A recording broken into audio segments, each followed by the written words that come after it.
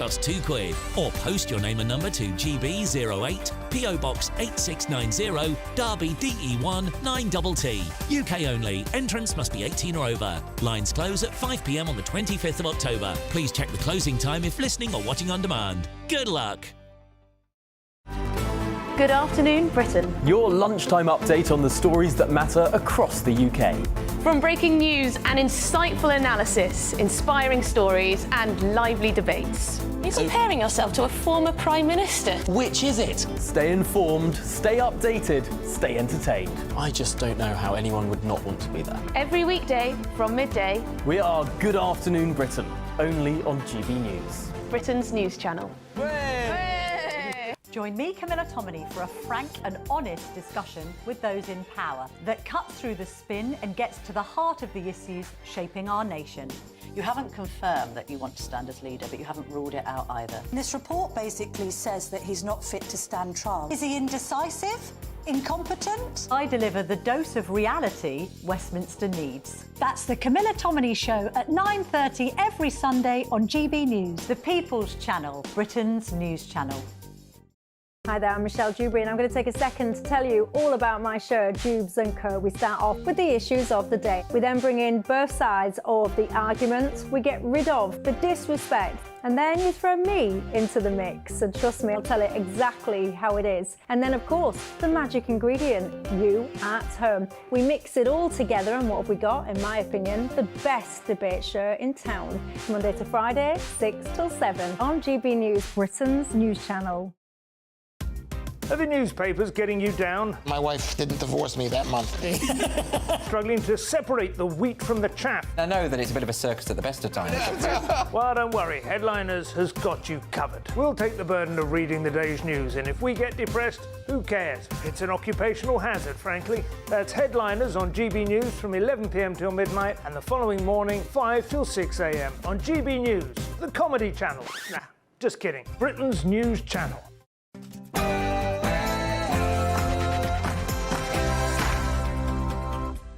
Hey, very good evening to you. It's 9 p.m. and this is the Patrick Christys Tonight Show with me, Martin Daubney.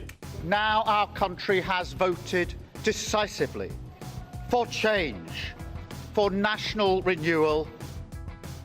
Well, Keir Starmer promised to keep his nose out of our lives. No Prime Minister wants to do what we have to do in relation to the winter fuel allowance. But he just couldn't stop, and the pensioners' winter fuel allowance gets the push, while train drivers and the unions get flush. Is Labour the true nasty party? And youth crime is totally out of control, so it's time to name and shame child killers and bang them up like we do adults. Plus, I have long said before the election that I thought the Rwanda scheme was a gimmick, which is why we stood it down immediately. Well, Keir Starmer scrapped the Rwanda plan on day one of his government, but now the German government wants to fill the same facilities that we paid for with their own illegal immigrants. You couldn't make it up. I'll be joined by Reform's Lee Anderson for his common sense, unfiltered take on politics.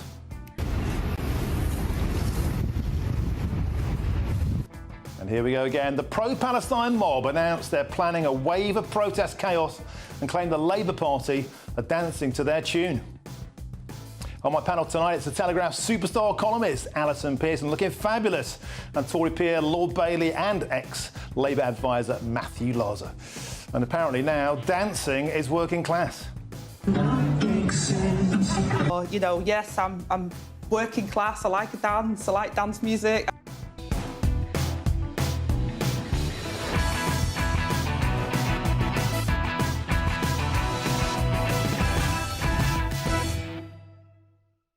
Working class, more like working crass. Talk to which I'll be asking soon, is the Labour Party the true nasty party? Get ready, Britain. Here we go.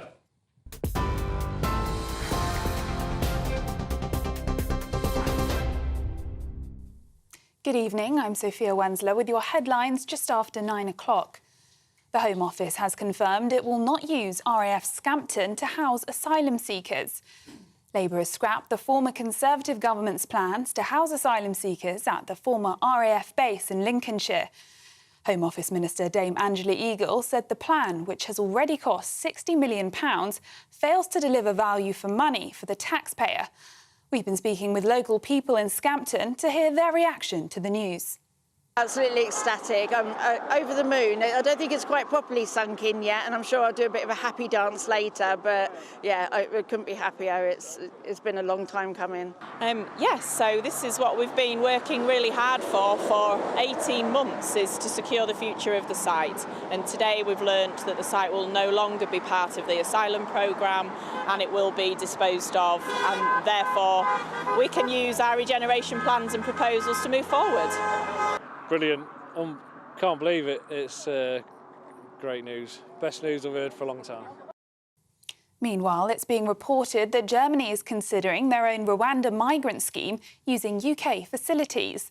Germany's Special Representative for Migration Agreements, Joachim Stamp, said the EU could use facilities set up by the last UK government. Labour cancelled the Rwanda scheme, which was intended to deter migrants planning to cross the English Channel in small boats when they entered the office. Downing Street said it would not comment on the discussions between two foreign governments. A 14-year-old boy has appeared in court charged with murdering an 8-year-old grandfather in Leicestershire. Bim Coley, who died from a neck injury while walking his dog, was just seconds away from home. The boy, who cannot be named, has been remanded in custody and will appear in Leicester Crown Court. And in the US, Donald Trump has a job for billionaire supporter Elon Musk if he wins the November 5th election.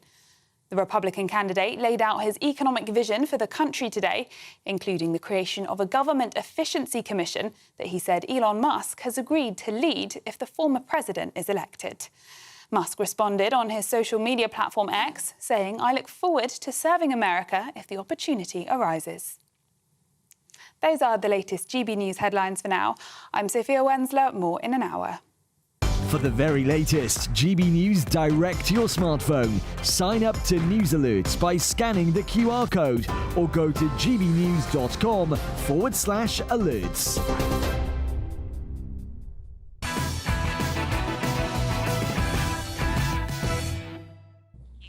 Thank you, Sophia. Now, the Conservative Party, we've always been led to believe, well, they are the true nasty party. Since George Osborne's age of austerity delivered £30 billion of cuts to welfare, housing subsidies and social services, Labour have painted the Tories as grasping, avaricious and mean. The Tories rob the poor to pay the rich, Labour cried. And this was Angela Rayner's take. Cannot get any worse than a bunch of scum, homophobic, racist, misogynistic. Like I said, working crass. But under Labour, we're about to enter a new age of austerity that could make the Osborne years look like a tea party. Let's start with the winter fuel allowance. And here's what Keir Starmer said about energy bills in 2022. And that's why the Labour Party has a fully costed plan to freeze energy bills this winter. Under my leadership, Labour is on the side of working people.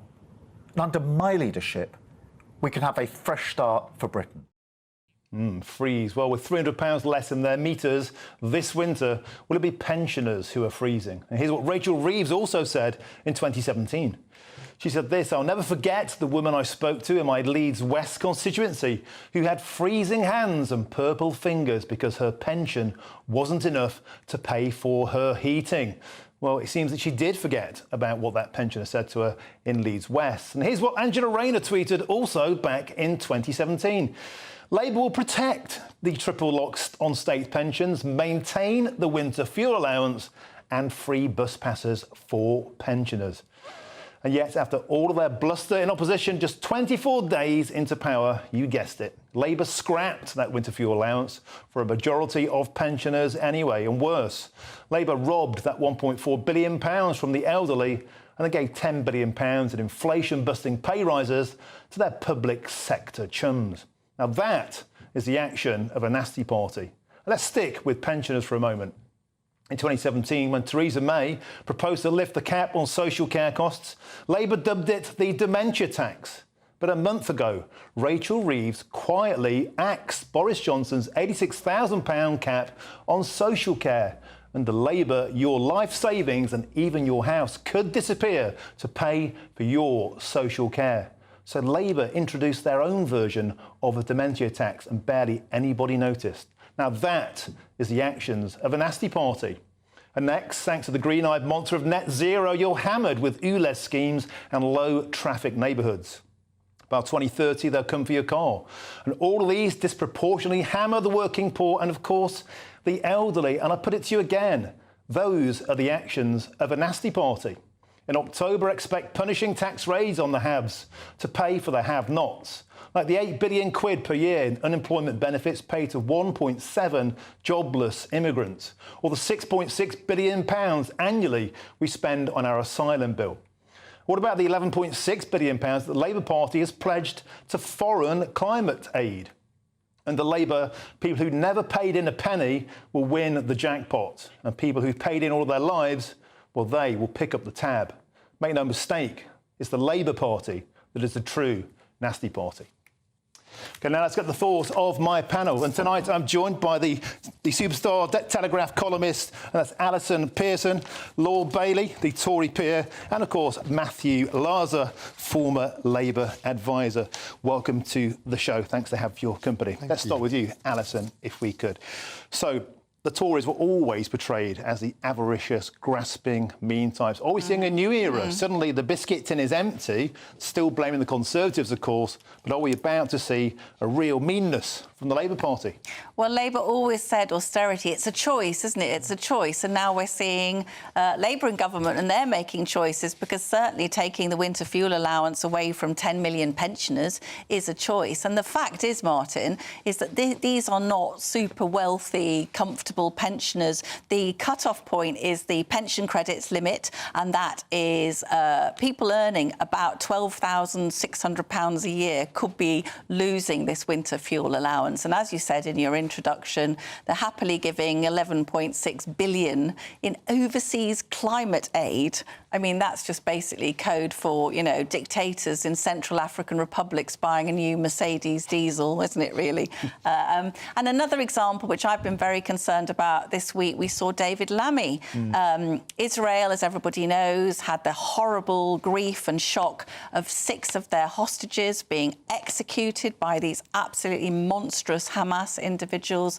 And David Lammy thinks that's a really nice time to stand up in the House of Commons and announce that we're going to be cancelling some of the weapons contracts deals with Israel. And that has caused absolute outrage, not just amongst so he's thrown the Jewish community under the bus. Israel's furious. Even the chief rabbi was furious. The United States is not pleased. And even Arab countries are not very pleased. And I thought that was the nastiest thing you could do to a really good country that's been a friend to us and is in a terrible situation. So they're doing quite well for not, you know, as you said, private school children under the bus, special needs children, pensioners, you know, you name it. Yes. So they're doing quite well. And Labour was able to pretend for 14 years to be compassionate. Be kind, Martin. They say be kind. Lots of this is not kind. Matthew, let's bring you in at this point to defend your beloved party. Oh, I'm going to have an evening of it, I can see. You're sort of in the corner there, getting a bit of a pacing. No. The point is, Alison makes a great point. This was a political choice. Now, the winter fuel allowance didn't have to be axed. £10 billion went straight to public sector workers. Not a good look, is it? You have to admit. Well, I mean, public sector workers deserve the pay rise that they're getting. These were the independent pay review bodies. Frankly, the Tories would likely have accepted that anyway, because and they put off accepting it. The winter fuel allowance is something that, you know, nobody in the Labour Party wanted to do. This was a Labour policy introduced by Gordon Brown. Yeah, they have done it because the cupboard is bare, because there is no money left. And I mean, you know, there is a case for the winter fuel allowance. That's £10 billion for the unions. Well, it's 10 billion. It's not 10 billion quid for the unions. It's 10 billion quid for doctors, nurses, teaching assistants, teachers, police officers, and the army. I mean, you know, it's not 10 billion. You know, and on the winter fuel allowance, let me just put the case. briefly for the winter fuel allowance, which is that what's happened is that fuel poverty amongst pensioners has halved over the past 25 years. Pensioners as a group have also, general poverty has gone down considerably. The problem is, I don't think the government thought through the problem, which is and obviously the winter fuel allowance went to people on not just 50, 60, 70 grand a year, but to millionaires as well. The problem is, as Alison says, it's a blunt instrument because people just over the pension credit limit, so people on 15, 20 grand a year have been hit. And I think that is a very political difficulty. Talking of blunt instruments, Lord Bailey, you look like you've been hit over the head with one a minute ago. Don't hit me a one with one. Matthew was saying, there isn't a great deal of poverty around anymore, but the Labour Party have been saying opposition for years and years and years that the Tories have driven everybody into poverty. Well, poverty for working people has remained constant. There's two things to take from your notion that this is a nasty party. The real thing here is hypocrisy. So you look at all the tweets you showed, you look at all the statements they've made, they've constantly said the Tories this, Tories that. It turns out they're awful. And I pointed this out on a show over a year ago. Keir Starmer, very hard left. He's pretended to be cuddly and nice, but the demonstration of taking 10 billion away from pensioners and giving it to what many people would consider highly paid train drivers, etc., is not a good look, and it is a fact. The pension, the removal of the winter fuel payment is very mean because it comes so far down the income brackets. That's really bad news for a lot of pensioners who will struggle. The exact same people Labour claim to be supporting all the way through the election. Now, Alison, all eyes on Tuesday. Of course, this is going to go to a vote. Yes. Now, they were badgered into doing that vote. They didn't want to do the vote. Now, I reckon a canny party will just be looking at everybody who votes in favour of getting rid of the pension winter fuel allowance, because they are going to be the most grasping, meanest MPs in Britain. The Labour Party will win this vote, but could they lose public trust? Well, they'll win it comfortably, but they didn't want it, did they? They didn't want a public vote because they knew all these people, as we've talked about, been able to sort of say, oh, we're so virtuous, we're so compassionate. Well, suddenly they're going to be exposed. They're going to be faced with the fact that there are going to be people in their constituencies. And I know what Matthew's saying about this cut-off point, but the fact is there are pensioners in this country, they're too proud to claim this pension credit. So that's probably a couple of million people, and people are going to freeze to death. Yeah. And you remember Labour saying, eat or heat, that's the choice. So now that's going to be true of the Labour Party, and we are going to see... So, what the government's promised is it's promised to do because there's lots of people, millions of people actually, who are entitled to pension credit who don't get it. The government said it will do a big push to increase take-up. Interestingly, that is likely to end up costing more than the winter fuel allowance. But this is the point. People won't believe the government, because the Labour Party said, well, we won't take away the winter fuel payment. Bang, it's gone. So now people are in a case where they won't believe it. And here's the real thing. You have many young Labour MPs, brand new, who have no idea what it's like to be on the hard side of the argument. They're about to get a barrage. The reason the government didn't want this vote, because they're well aware this is the first of 1,000 cuts. And politically, it could haunt them, because it'll be on their voting record forever. You voted to axe the winter fuel. Oh, yeah, you can see the leaflets now. That'll be a leaflet through the door box. It's like tuition fees, isn't it? The Liberals didn't recover from that. Yeah, what basically is the thinking behind this was it was a short, quick thing to do. It was clean, simple, get it done in July, and it wouldn't become a political row. The political row has obviously become massive. The thinking behind this was we'll do it early on in our first term, and people forget about it by the general election. They won't, because for some people this can make a fundamental difference to their life. But they're playing favourites, Martin, because what they're doing, the Israel arms thing, that was all about playing to their Muslim client base. That was nothing to do with thinking about what's good for the Jews, what's good for Britain's relations. We rely on Israel. 10% of NHS medicines are from Israel. We rely on intelligence, vital intelligence about terrorists from Israel. And then when we see the playing class war with the private schools, thousands of children are going to be, out of school. I mean, there is a political, because 63 is now the age at which you're more likely to vote Tory than Labour. So obviously do the maths and work it out. So I mean, there's a cool political calculation there. This isn't just about who directly votes. It's the message it sends about Keir Starmer and the Labour Party. It looks authoritarian, it looks two-faced, and people will remember that. The important thing about Parliament now, everybody's majority is slashed. This is a big majority the government has, but it's a very shallow one. And this will be the thing that means a lot of those MPs will be one-termers. OK, first big test for Keir Starmer on Tuesday. Thank you so much, Alison, Sean and, of course, Matthew. Excellent start to the show. Now, still to come, it was only yesterday that Keir Starmer came out swinging, defending his controversial decision to cut the winter fuel payments. No Prime Minister wants to do what we have to do in relation to the winter fuel allowance. But as we just said, less than 24 hours later, and he's caved to the pressure and granted MPs a vote on that controversial policy. He might win that vote as the Prime Minister lost the country with his crusade against pensioners. Well, Reform's Lee Anderson will have his say when he joins me in just a few minutes' time, and I'm sure he will not pull his punches. But up next, shocking new figures have revealed a steep surge in youth crime over the past 2 years. But after the US authorities announced that a 14-year-old boy will be tried as an adult following a fatal school shooting, should we follow suit and lower the age of criminal responsibility in UK? It's time to treat the kids like adults. Going head-to-head on that are the former Met Detective Chief Inspector Mike Neville and the former Labour Party advisor Matthew Torbett. And that's next.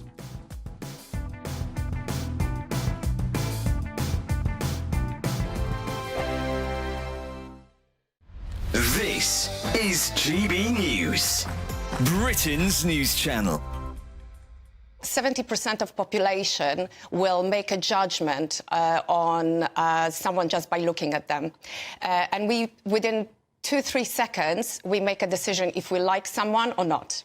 Really? Is it that quick? So it's actually very, very fast. So before we have a chance to kind of express what we want to say, our subconscious mind is kind of looking for clues. So you look at someone and you look at their, for example, I don't know, the watch they're wearing, maybe the makeup. I spent literally my whole childhood learning, being absolutely mesmerized by my mom's ability to choose different style of clothing for different style personalities. British definitely take a pride in their appearance. They do spend time to look good. There is a lot of amazing British designers. For me, it was always about that feeling that I've learned from my mom's shop, how the people were living, buying certain things. And I was like, oh my God, they look happy. They've got this big smile on their face. My main objective always was to make people feel good. So now as a stylist, I help them to go through style therapy. I help them to discover colours that are good for their colours that they wear them close to their face, but also it sets the tone for their wardrobe. And then we look at the outfit formula. So it's, yeah. When I look at Ellie's dress sense, I was just thinking, OK, she likes to be polished. I do like to be polished. Exactly. Elegant, timeless. I look at the reference to the dress you're wearing today. It's that kind of Chanel, black and white, timeless, never go out of fashion. So for me, it's about, it's not the trends, but how you would like your personal style to be and how timeless it can be. GB News, the People's Channel. Good afternoon, Britain. Your lunchtime update on the stories that matter across the UK. From breaking news and insightful analysis, inspiring stories and lively debates. You're comparing yourself to a former Prime Minister. Which is it? Stay informed, stay updated, stay entertained. I just don't know how anyone would not want to be there. Every weekday from midday. We are Good Afternoon Britain, only on GB News. Britain's news channel. I'm Christopher Hope. And I'm Gloria Di Piero, bringing you PMQ's live here on GB News. Whenever Parliament is in session on a Wednesday at midday, we'll bring you live coverage of Prime Minister's questions. We'll be asking our viewers and listeners to submit the questions that they would like to put to the Prime Minister, and we'll put that to our panel of top politicians in our Westminster studio. That's PMQ's live here on GB News, Britain's news channel. Join me, Camilla Tominey, for a frank and honest discussion with those in power that cuts through the spin and gets to the heart of the issues shaping our nation. You haven't confirmed that you want to stand as leader, but you haven't ruled it out either. This report basically says that he's not fit to stand trial. Is he indecisive? Incompetent? I deliver the dose of reality Westminster needs. That's the Camilla Tominey Show at 9:30 every Sunday on GB News, the People's Channel, Britain's news channel.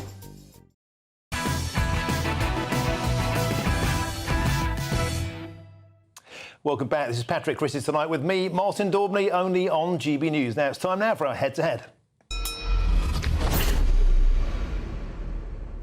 Okay, let's get stuck in because worrying new statistics have revealed a steep increase in the number of kids committing crime since the beginning of the pandemic, with over 55,000 under 18s arrested in the last year alone. Now, the latest data from the Youth Justice Board shows that the number of children arrested for all offences is up 16% since 2020. The biggest rises came in arrests for robbery and crimes like assault and even murder. Now, it comes after the US authorities announced yesterday that the 14-year-old boy charged with murder following a fatal school shooting, well, he'll be tried as an adult. So tonight, I'm asking the big question. Should we in Britain lower the age of criminal responsibility to tackle the surge in youth crime? Now, let me know your thoughts by heading to gbnews.com/your say, or of course you can tweet me at GBNews. And while you're there, why not vote in our poll? I'll bring you those results in just a few short moments' time. Okay, let's get stuck in because going head-to-head now on this are the former Metropolitan Police Detective Chief Inspector Mike Neville and the former Labour Advisor Matthew Torbitts. Gentlemen, welcome to the show. Mike Neville, let's start with you. So is it a case of don't do that? If you do the crime, do the time? Should we start treating the under 18s like adults and banging them up for these crimes? Well, the criminal age of responsibility in this country is 10, and that's comparable with places like Australia and New Zealand. In the States, it's something like 6, but you're always going to get some very wicked children, as we saw with the Jamie Bulger case. And there's a sentence that's going to take place this month of two 12-year-olds who committed a vicious murder with knives in Wolverhampton. And in Scotland, it's just been ruled last month the officers were right to taser an 11-year-old who had a massive kitchen knife. So we're always going to get these bad children, and what do you do with them, like the Bulgers? So what the other thing is with the left is that they constantly tell us that the age should be raised and raised. And so you have people like David Lammy, as far back as 2019, saying that 20-year-olds should appear at the youth court. But these are the same people who tell us that 16-year-olds are capable of selecting the government. So which one is it? And my view is that we shouldn't have any arbitrary limits. We used to have things like, for murder, you have to the person had to die within a year and a day because science as it was, now you can keep people alive for a long, long time. So what I would suggest is science has progressed, and psychologists and whatever may be able to tell us that a 7 or 8-year-old well knew that, stabbing people, shooting people was a really wicked and evil thing. Now, I think with youngsters, of course, I've been involved in youth work for many, many years, as well as my police career. Youngsters deserve the best chance. Some youngsters have a really bad start in life. However, there must be, the state must be able to imprison those who commit the most wicked and heinous acts, and the public needs to be safe from them. So that would be my stance on this matter. Okay, Matthew Torbett, what's your take on that? I think, there was a few different cases listed there, and the reason why we're able to reel them off is because largely people that are so young and doing these sort of acts are anomalies. They're in many cases the most extreme cases in society, and I fear that through discussions like this and positions like the other guests, that we almost plaster them as if they're the norm. I think the other thing is every generation sort of pretends that things like gang crime and youth violence are a new thing, when actually, or unprecedented, when in fact we've had sort of youth violence and gangs for 150 to 200 years, if not longer. And the reason being the social indicators that cause this sort of stuff are still as prevalent today as they were 200 years ago. And there'll be poverty, domestic abuse, lack of education, including things like expulsion from school. 50% of young men in prison today were expelled at school. So that is an issue where they've already potentially been failed by society. You've also got people that have been through the care system. You've almost got close to 50% of young males in the prison system have been through the care system, and there's an argument that could be made again that these people have been failed by society. I think the other thing is I don't think we can always afford to be just constantly locking people up. The most heinous crimes, I agree. I think I reserve, separate judgment for people that do things like rape and murder and other things. I think when it comes to almost crimes of poverty or similar such things, and we saw it with, the riots in 2011, we've seen it with the riots more recently, we're locking people up for things that I wouldn't really lock people up for. 50 grand a year to put prisoners away. £100,000 per prisoner to build a prison. I see on the way in the Telegraph, just before I get here, we're looking at shipping people off to Estonia because we have no places. It's rather than trying to look at the causes of crime and trying to find the cure to that, we're just looking at shipping people off elsewhere. It's ridiculous, utterly ridiculous at the moment. What you're talking about here, Matthew, though, is going way back in time, trying to fix families, trying to fix schools. That takes a long, long time. What about a deterrent? Isn't that the point, Mike Neville? And isn't part of the cover that kids have now? They know they can't get nicked until they're 18. They know they have anonymity. They know the system and they play the system and they play the game and the system protects them. Kids are getting bigger, quicker. They're maturing faster. They have a lot of societal impact attitudes that perhaps don't agree with their own culture. Things have changed. And as a consequence, Mike Neville, do we need to change the law? I think the law should be, it is already 10. But what I would say is it's all right. We've heard 60 years of this, that the people are victims of society. And all that's happened over the last 60 years, we've had these same sort of people telling us that the people who commit these wicked crimes are victims of society and being expelled from school is the teacher's fault. What if the kid was so violent that the teacher couldn't cope with them? And we've heard all this whining. And when I used to be a beat officer, I used to see the old people who lived in fear of these gangs of youths. And no one really cares about the people who have to put up with the misery that these people cause. And at some point, there has to be the sanction that if you carry on doing this, you're going to jail. So on your 10th conviction or whatever, because when you've been convicted 10 times, of course, you've done 100 crimes already, something must be done. So yes, we help people along the way. But I think the viewers will take my view that we're sick and tired of being told that people who constantly break the law have got a pack of excuse cards and it's all our fault that they're causing misery. And at some point, they've got to be dealt with and locked up, because having dealt with criminals and criminals who gave me information, you're going to have good chats with them. And the only thing that criminals fear is being put in prison. All these community sentences, they laugh at them. And we've been told, as I say, 60 years of left-wing nonsense, starting with Roy Jenkins, has led us to a time where murder used to be front-page news. Now you've got to kill about 6 people before you get on the front page. That's where, so 150 years ago, 50 years ago, there was not the level of crime that we see today, the level of disrespect in society. And we've got to do something different rather than just saying these people are victims of society. Matthew Torby, you heard it there. It's all about left-wing nonsense.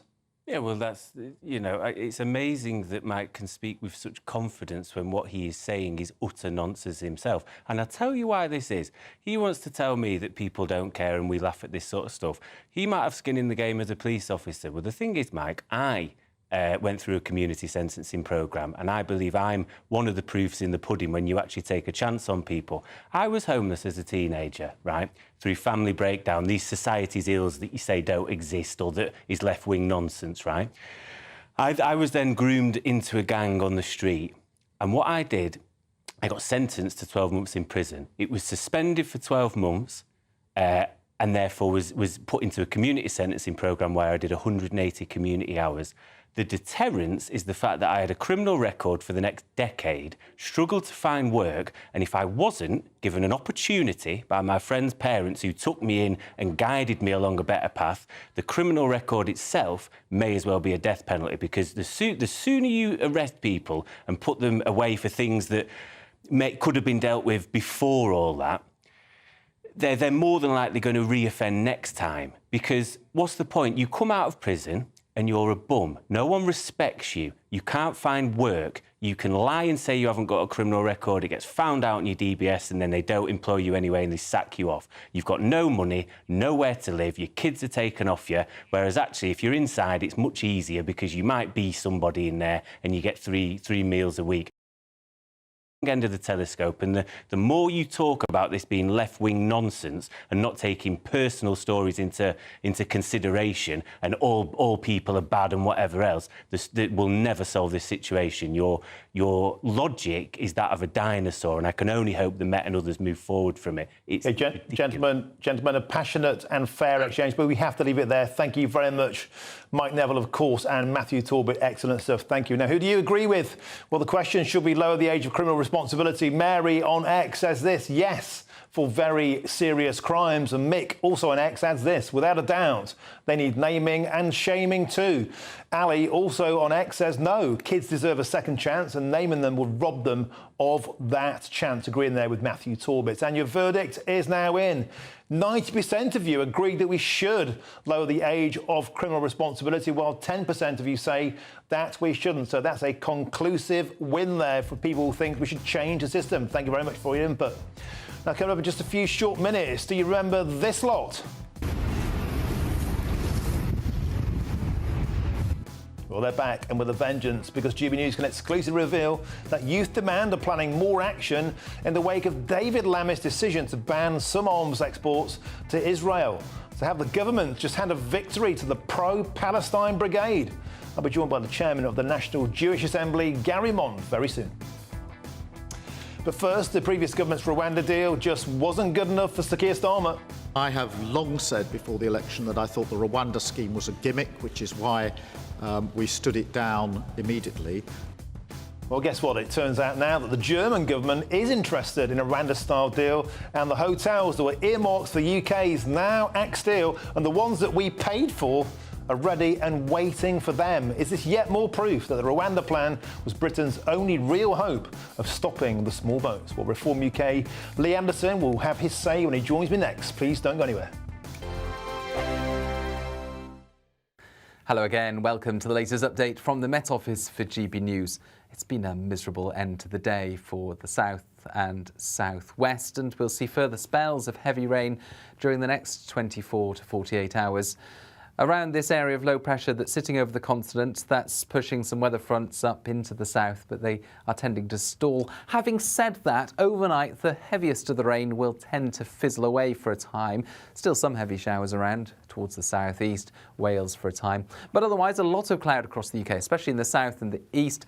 That low cloud will lead to a misty start in places on Friday morning and a mild start, 15 to 17 Celsius, a muggy night to come for many of us. But it's not going to be cloudy everywhere.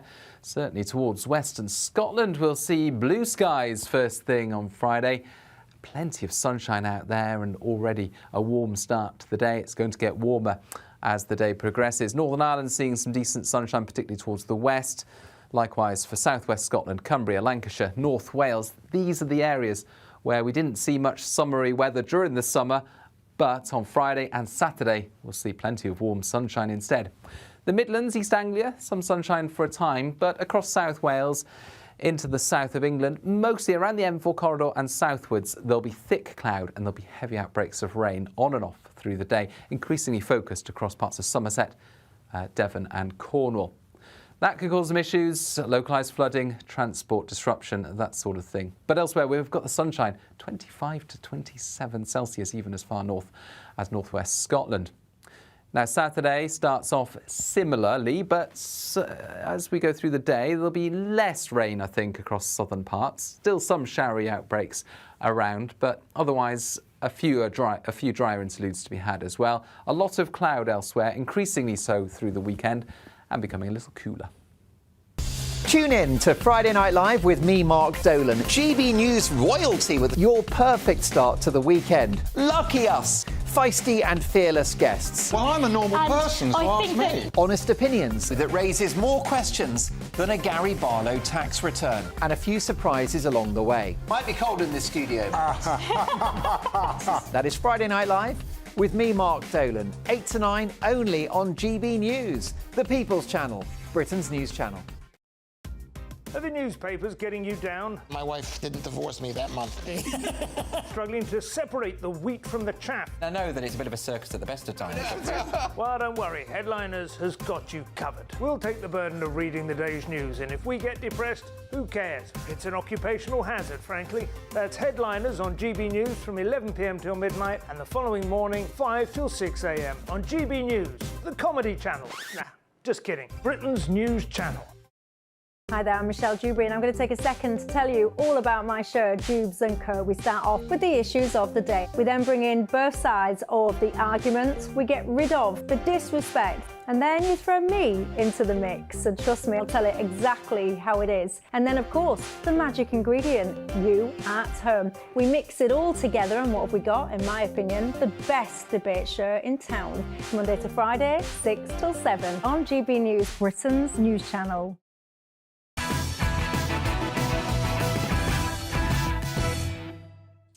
Welcome back. This is Patrick Christys tonight with me, Martin Daubney, only on GB News. Now, after his plan to cut winter fuel payments sparked widespread outrage, the Prime Minister has today caved in and announced that MPs will get a binding vote on the controversial policy next Tuesday. Keir Starmer robustly defended the policy yesterday in the face of strong criticism from the opposite benches. We've had to take tough decisions to stabilise the economy and repair the damage, including targeting winter fuel payments whilst protecting pensioners. 800,000 pensioners are not taking up pension credit. We intend to turn that around. We're going to align housing benefit and pension credit, something the previous government deferred year after year after year. And because of our commitment to the triple lock, pensions are projected to increase by over £1,000 in the next 5 years. So that vote is on Tuesday. Now, they didn't want that vote at all because, as I was saying earlier with my panel, with Alison Pearson, with Sean Bailey, Lord Bailey, that vote will be logged and the voting record will be used, I believe, against every member of Parliament who votes against this bill. If they vote that pension down, I suspect a leaflet will be going through the door of everybody in that constituency. And I'm joined now by somebody who'd have a choice word to say about this, no doubt, and that's Reform UK's Lee Anderson. Lee, Labour would like to win this vote on their next Tuesday because they're majority, but in the process, will they lose the country? Well, they've got a huge majority, Martin, as you well know, and they will win the vote. But this is a test of the political and moral backbone of those Labour backbenchers. Many of the new MPs, by the way, Martin, has bleated on for months and months and months about poverty, about pensioner poverty, about energy poverty, always demanded that the previous government, gave more money to help them out pay their energy bills when we was going through this crisis. And look what's happened. Just a few weeks after this new government, they have attacked our pensioners, 10 million pensioners, losing this winter fuel allowance. Yes, we all know there's some people that shouldn't get the allowance, but that's up to them. That's a moral decision they must make when they receive that payment. I know many people who don't need that payment actually give it away to charities. So yeah, this is a real test. And picture this, Martin. This week we've had Mad Miliband, as I call him. He's the most dangerous man in Britain at the moment. He's been bleating on about GB Energy. That's 8.5 billion. Foreign climate aid, another 11 billion pound. There's 20 billion pound. Straight away, this man is spaffing away. This, by the way, Martin, is taxpayers' money. And you've got pensioners in my neck of the woods in Ashfield scraping through on about 15 grand a year. They're going to have this winter fuel allowance ruthlessly stole off them, whilst train drivers on 70 grand a year have just been given a 10 grand a year pay rise. But Lee, you could argue that the biscuit tin is empty with £2.7 trillion in debt. The country's on its knees. We've got to make some kind of tough cuts. What would Reform cut back? Well, I tell you what, it's all about these are political decisions. You know, I mean, look here, Martin, 11.6 billion in the foreign climate aid budget. We're spending money on that. 8.5 billion, as I said before, on this GB Energy. You know, these inflation-busting public sector pay rises. This is a choice between these things, Martin, and our pensioners. And unfortunately, they put our pensioners to the bottom of the pile. All right, well, let's move it on, Lee, because it wasn't good enough for Sir Keir Starmer's government. But today, Germany's migration commissioner has proposed sending migrants to Rwanda to deal with the migrants crossing their country's eastern border, and we've made it even easier for them with the hotels and the hostels all prepared and paid for. Already there, Lee Anderson, Britain's now axed the Rwanda deal and they're all just sitting empty. Lee, is this yet more proof that the Rwanda returns deal was the only hope that we ever had of stopping the small boats? I'll tell you what, Martin, I wish to send this Labour government to Rwanda. I'd pay for the flies out of a whip round in Ashfield tomorrow. They're getting really on my nerves. But seriously, you know, Germany need to get this right, because I actually think the Rwanda plan could have worked if the Conservative government at the time would have had the political backbone and will to get that first flight off and ignore everybody else. You know, we had a plane on the tarmac ready to go. It should have gone. Now, if Germany learn the lessons from that and get a flight up straight away and stick two fingers up to the ECHR, then it can work. Now, do you think they just axed it because it was a Conservative idea? They didn't actually look at the details. Was it viable? They just didn't like it because it was a Tory idea. And now they're meant to be trying to do a deal, Lee, with the Germans to sort out illegal immigration. And the Germans have gone straight for the deal that they knocked back. Look, they're absolutely clueless, the Labour Party, on this. They've got no political will to sort this out, Martin. You know that, and I know that. They don't see illegal migration as a problem. They do not live in the real world. And isn't it funny now, after they've scrapped the Rwanda plan, the Germans are actually going to use it? It's incredible. I mean, these people smugglers, Martin, these gangs, they're not highly intelligent people. They're thugs. They're hooligans. They're horrible people that's making millions and millions of pounds, and they're outwitting our government. All right, it's Lee. Unbelievable. All right, Lee, well, it sounds like you agree with James Cleverly. He wants to bring Rwanda back. What would the Reform Party do about stopping this mess?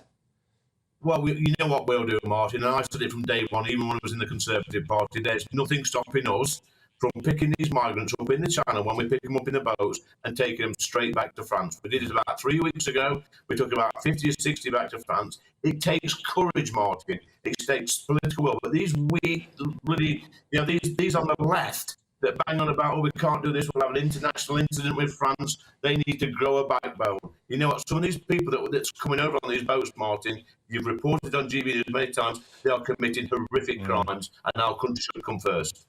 Yeah, it was time for some tough love. Now, finally, you led a really moving debate about baby loss in the House of Commons yesterday. Let's take a little look at that. It was wonderful. I had a lady whom I greatly admired. Her name was Agnes Thomas. Agnes was she was dead and gone now, but she was 4 foot nothing. That's just the size of her. She wasn't much of her, but she was definitely a whirlwind. However, underneath all that undeniable strength was also a lady that in her 80s came to the office to see if she could find out where her stillborn son.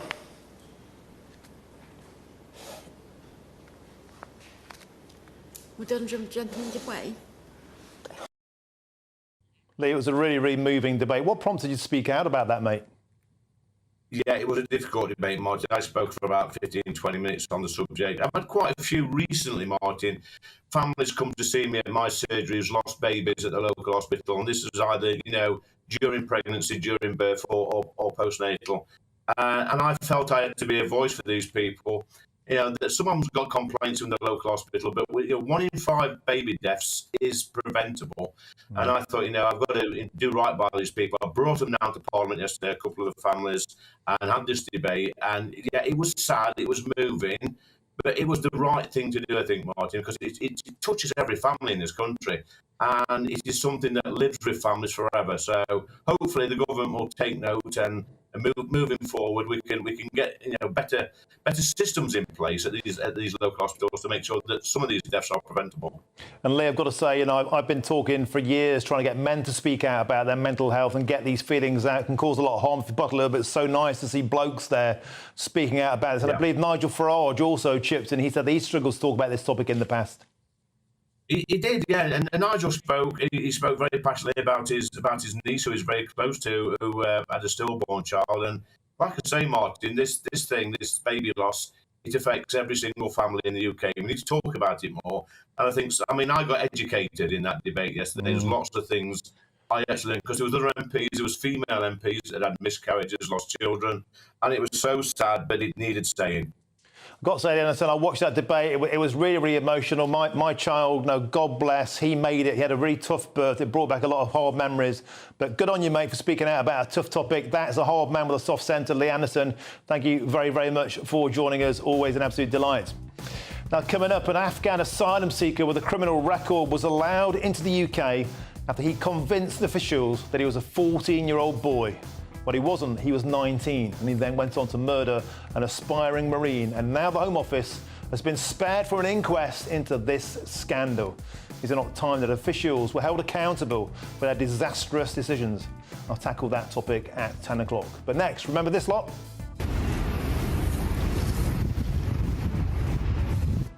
Well, they're back, and GB News can exclusively reveal that the pro-Palestine brigade have declared victory after David Lammy announced the suspension of some arms licences to Israel. Now they're planning even more disruption. So has the government just handed power to the pro-Gaza mob? That's what I'll be asking the chairman of the National Jewish Assembly, Gary Mond, next. Good afternoon, Britain. Your lunchtime update on the stories that matter across the UK. From breaking news and insightful analysis, inspiring stories and lively debates. You're comparing yourself to a former Prime Minister. Which is it? Stay informed, stay updated, stay entertained. I just don't know how anyone would not want to be there. Every weekday from midday. We are Good Afternoon Britain, only on GB News. Britain's news channel. Nana Queer, weekends from 3 p.m. Angela, what have we got?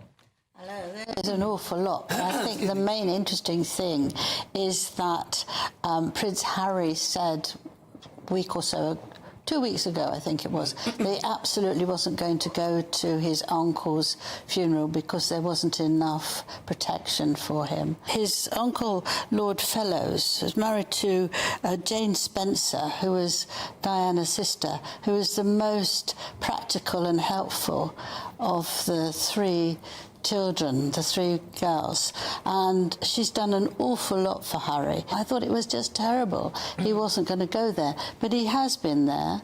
They didn't talk to William. William didn't talk to him. Did he get any protection? Who knows? And if he didn't, if he takes the government to court yet again, they would say, well, look, we managed without that, but we don't know about that. But also the paper, the magazine that does loads for Harry and Meghan, they were the ones who said he wasn't going, so they said what he wanted them to say. He doesn't need any protection. I mean, how did he get there? Probably in a Bombardier private jet that gives off 60 times more carbon than anybody else. Yes, well, we don't know about that. The good thing was that he was there, and of course today is Remembrance Day for Diana, the day she died. So that he went there and he was with her side of the family, and I think that that's very good and might help him feel a bit better about things. But neither of them are doing well out of it. William is not doing well out of it. Harry is not doing well out of it. The King is not doing well out of it. Meghan Markle's not doing well out of it. Why can't they just... No, I don't think it's that easy. I think that they might do much worse if they were together again. GB News, the People's Channel. Are the newspapers getting you down? My wife didn't divorce me that month. Struggling to separate the wheat from the chaff? I know that it's a bit of a circus at the best of times. Well, don't worry, Headliners has got you covered. We'll take the burden of reading the day's news, and if we get depressed, who cares? It's an occupational hazard, frankly. That's Headliners on GB News from 11 p.m. till midnight, and the following morning, 5 till 6 a.m. on GB News, the comedy channel. Nah, just kidding. Britain's news channel.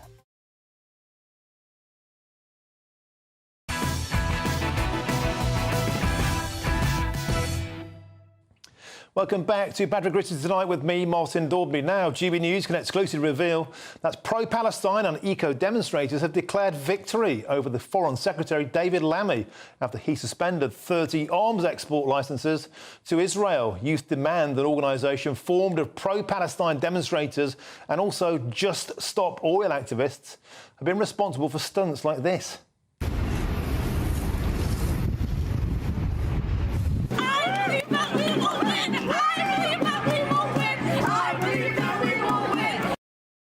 Someone shower them with some soapy water sharpish. Well, we can now reveal that they're plotting to carry out yet more protest actions this year to force Keir Starmer and Labour to cut all exports.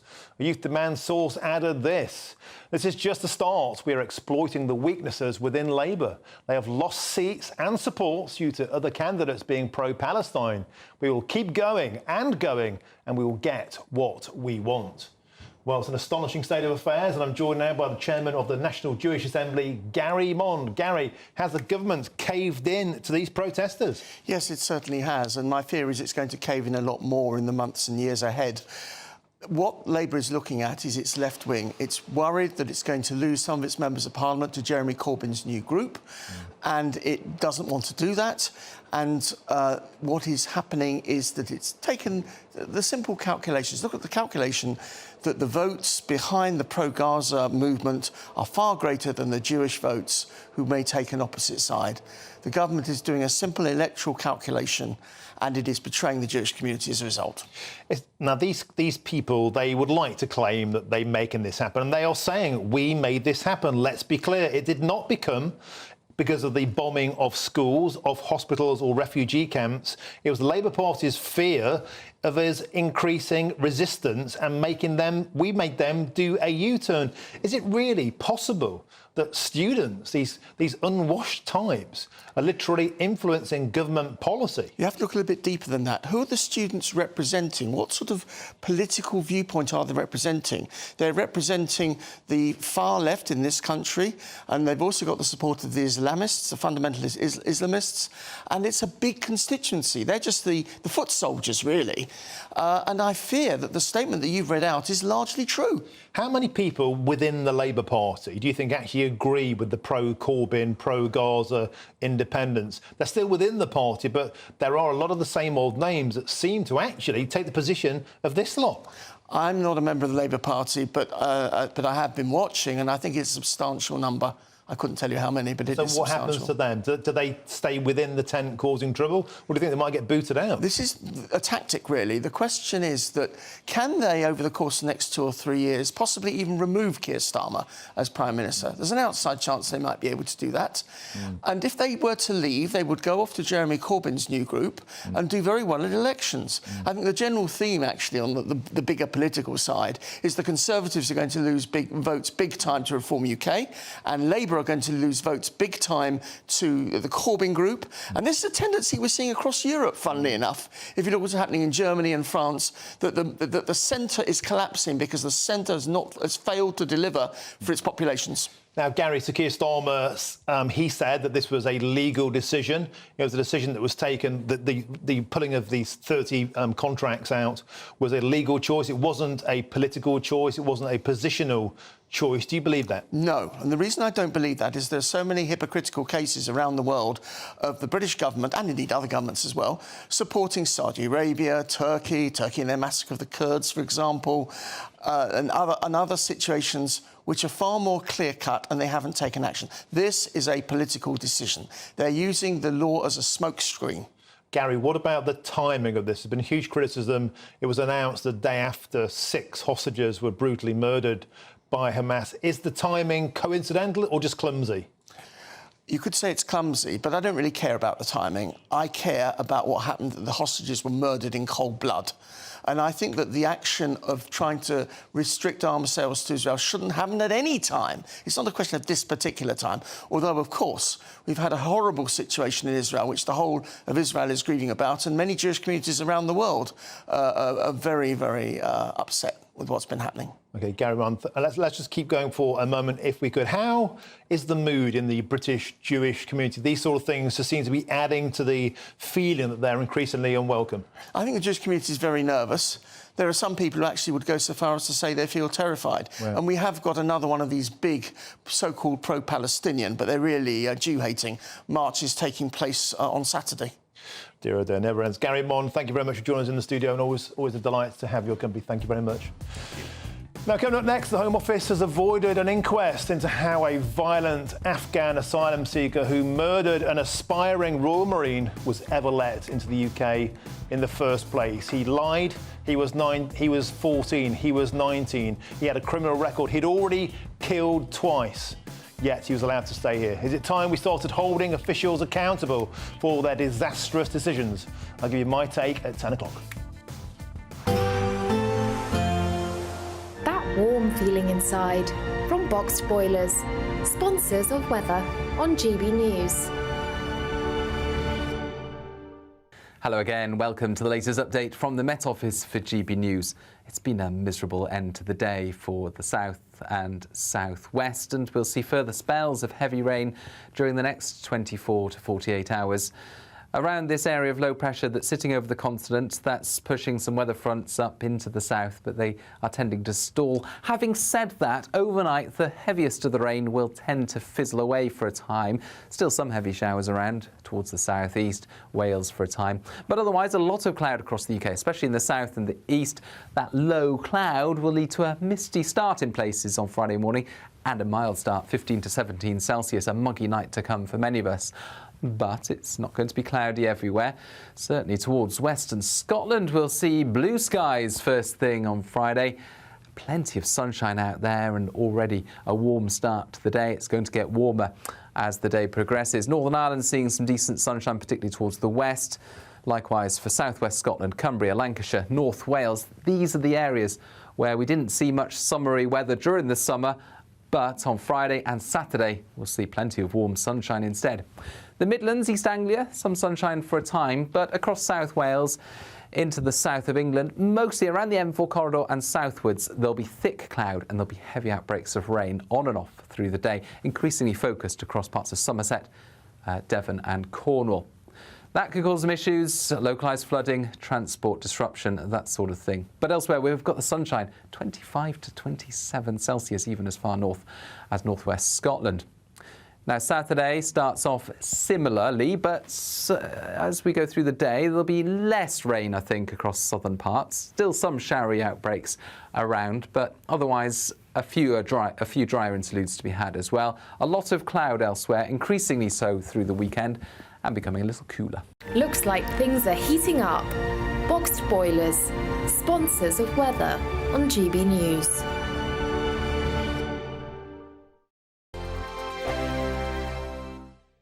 This is your channel.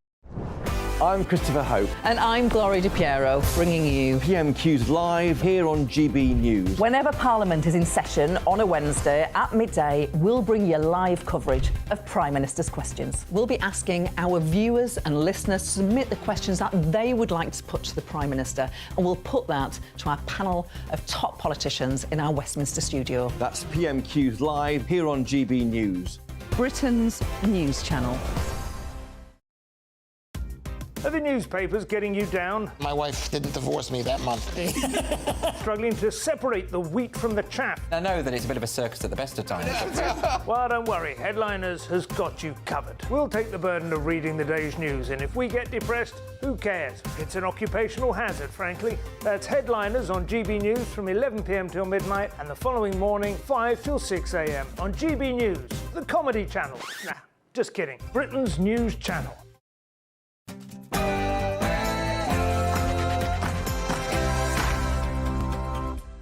Good evening to you. It's 10 p.m. and this is Patrick Christys tonight with me, Martin Daubney.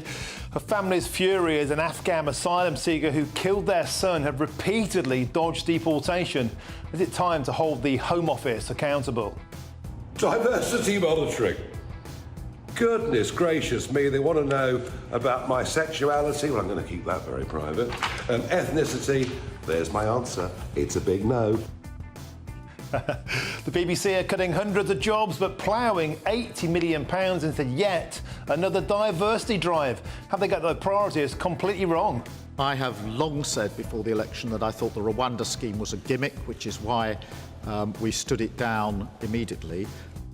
Keir Starmer scrapped the Rwanda plan on day one, but now the German government wants to fill the very same facilities with their own illegal immigrants. You couldn't make it up. Saxenda, Wegovy and, of course, Ozempic. Just some of the weight loss drugs making recent headlines. Used to suppress appetite, if taken correctly, these drugs can help those who need it to lose large amounts of body fat. Well, weight loss drugs are all the rage, but should we all be taking them? Now, on my panel tonight, it's the Telegraph superstar columnist Alison Pearson, Tory peer Lord Bailey, and ex-Labour advisor Matthew Laza. And apparently now dancing is working class. You know, yes, I'm working class. I like a dance. I like dance music. Working class or working crass? Get ready, Britain. Here we go.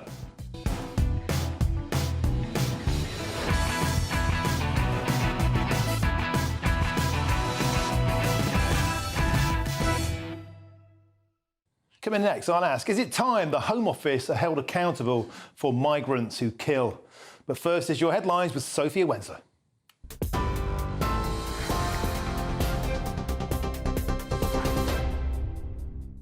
Martin, thank you. Good evening. I'm Sophia Wensler with your headlines at 10 o'clock. The Home Office has confirmed it will not use RAF Scampton to house asylum seekers.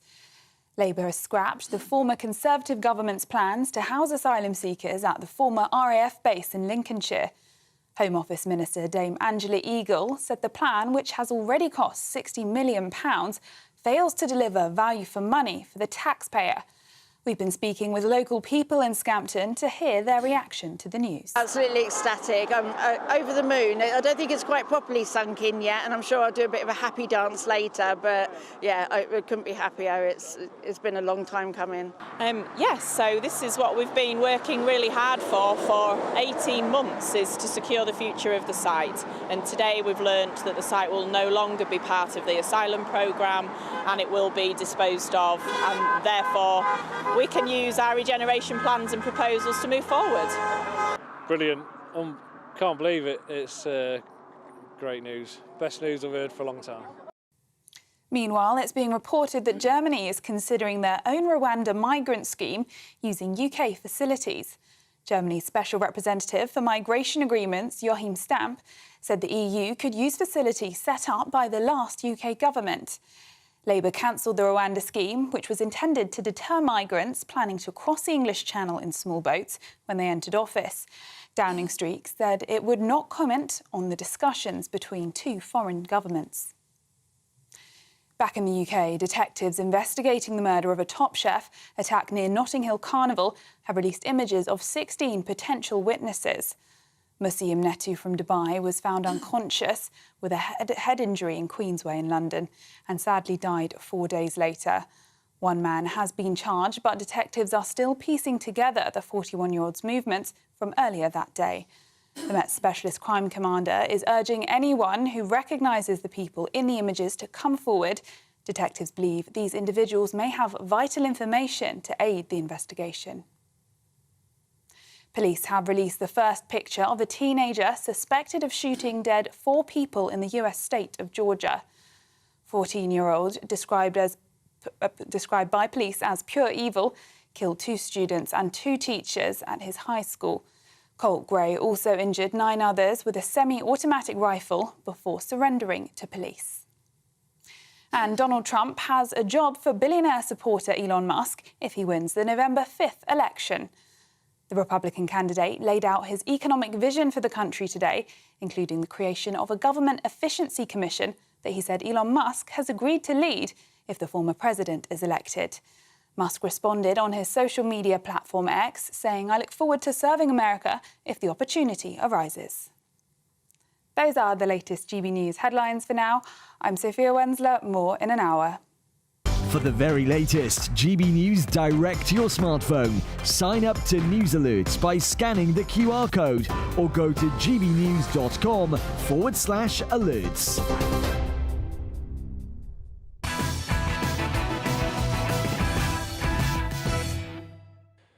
Thank you, Sophia. Now, the incredible story you're about to hear by equal measures is heartbreaking and infuriating, and the embodiment of everything that is wrong with Britain's broken asylum system. In March 2022, Afghan asylum seeker Lawangin Abdulrahimzai murdered Tom Roberts, 21, an aspiring Marine, after plunging a knife twice into his chest over a squabble over an e-scooter in Bournemouth. Now, that's bad enough. But Abdulrahimzai, who was jailed last year for 29 years, was a wanted killer who should never even have been in Britain in the first place. He entered the UK illegally on Boxing Day 2019, having stowed away in a vehicle. He was 19, but he lied to Border Force that he was 40, and he also lied he was fleeing the Taliban. No checks were ever carried out. His fingerprints were taken, yet astonishingly, they were not shared with Interpol until after Roberts' death. Now, if that had happened, it would have revealed that Abdulrahimzai was a convicted drug dealer who had also murdered 2 other asylum seekers in Serbia in 2018. He mowed them down with an AK-47. Now, checks would have proved the previous claim for asylum in Norway had also been rejected. At Abdul Rahim Zai's trial in 2022, it emerged his foster carer who has reported him to social services for carrying knives. She hid all the knives in the house. He was also expelled from a school in Bournemouth for carrying a knife inside the school. It emerged the Home Office knew he was a terror threat. He'd been flagged to prevent in 2021, a full year before he killed Tom. Now, Roberts' family, his mum Dolores Wallace-Roberts and stepdad Peter Wallace had previously accused Border Force and Home Office of systemic failures. They pinned their hopes on a full inquiry. But yesterday, Rachel Griffin, the senior coroner for Dorset, ruled that there was no need for a full inquest into the circumstances surrounding Roberts' tragic and untimely death.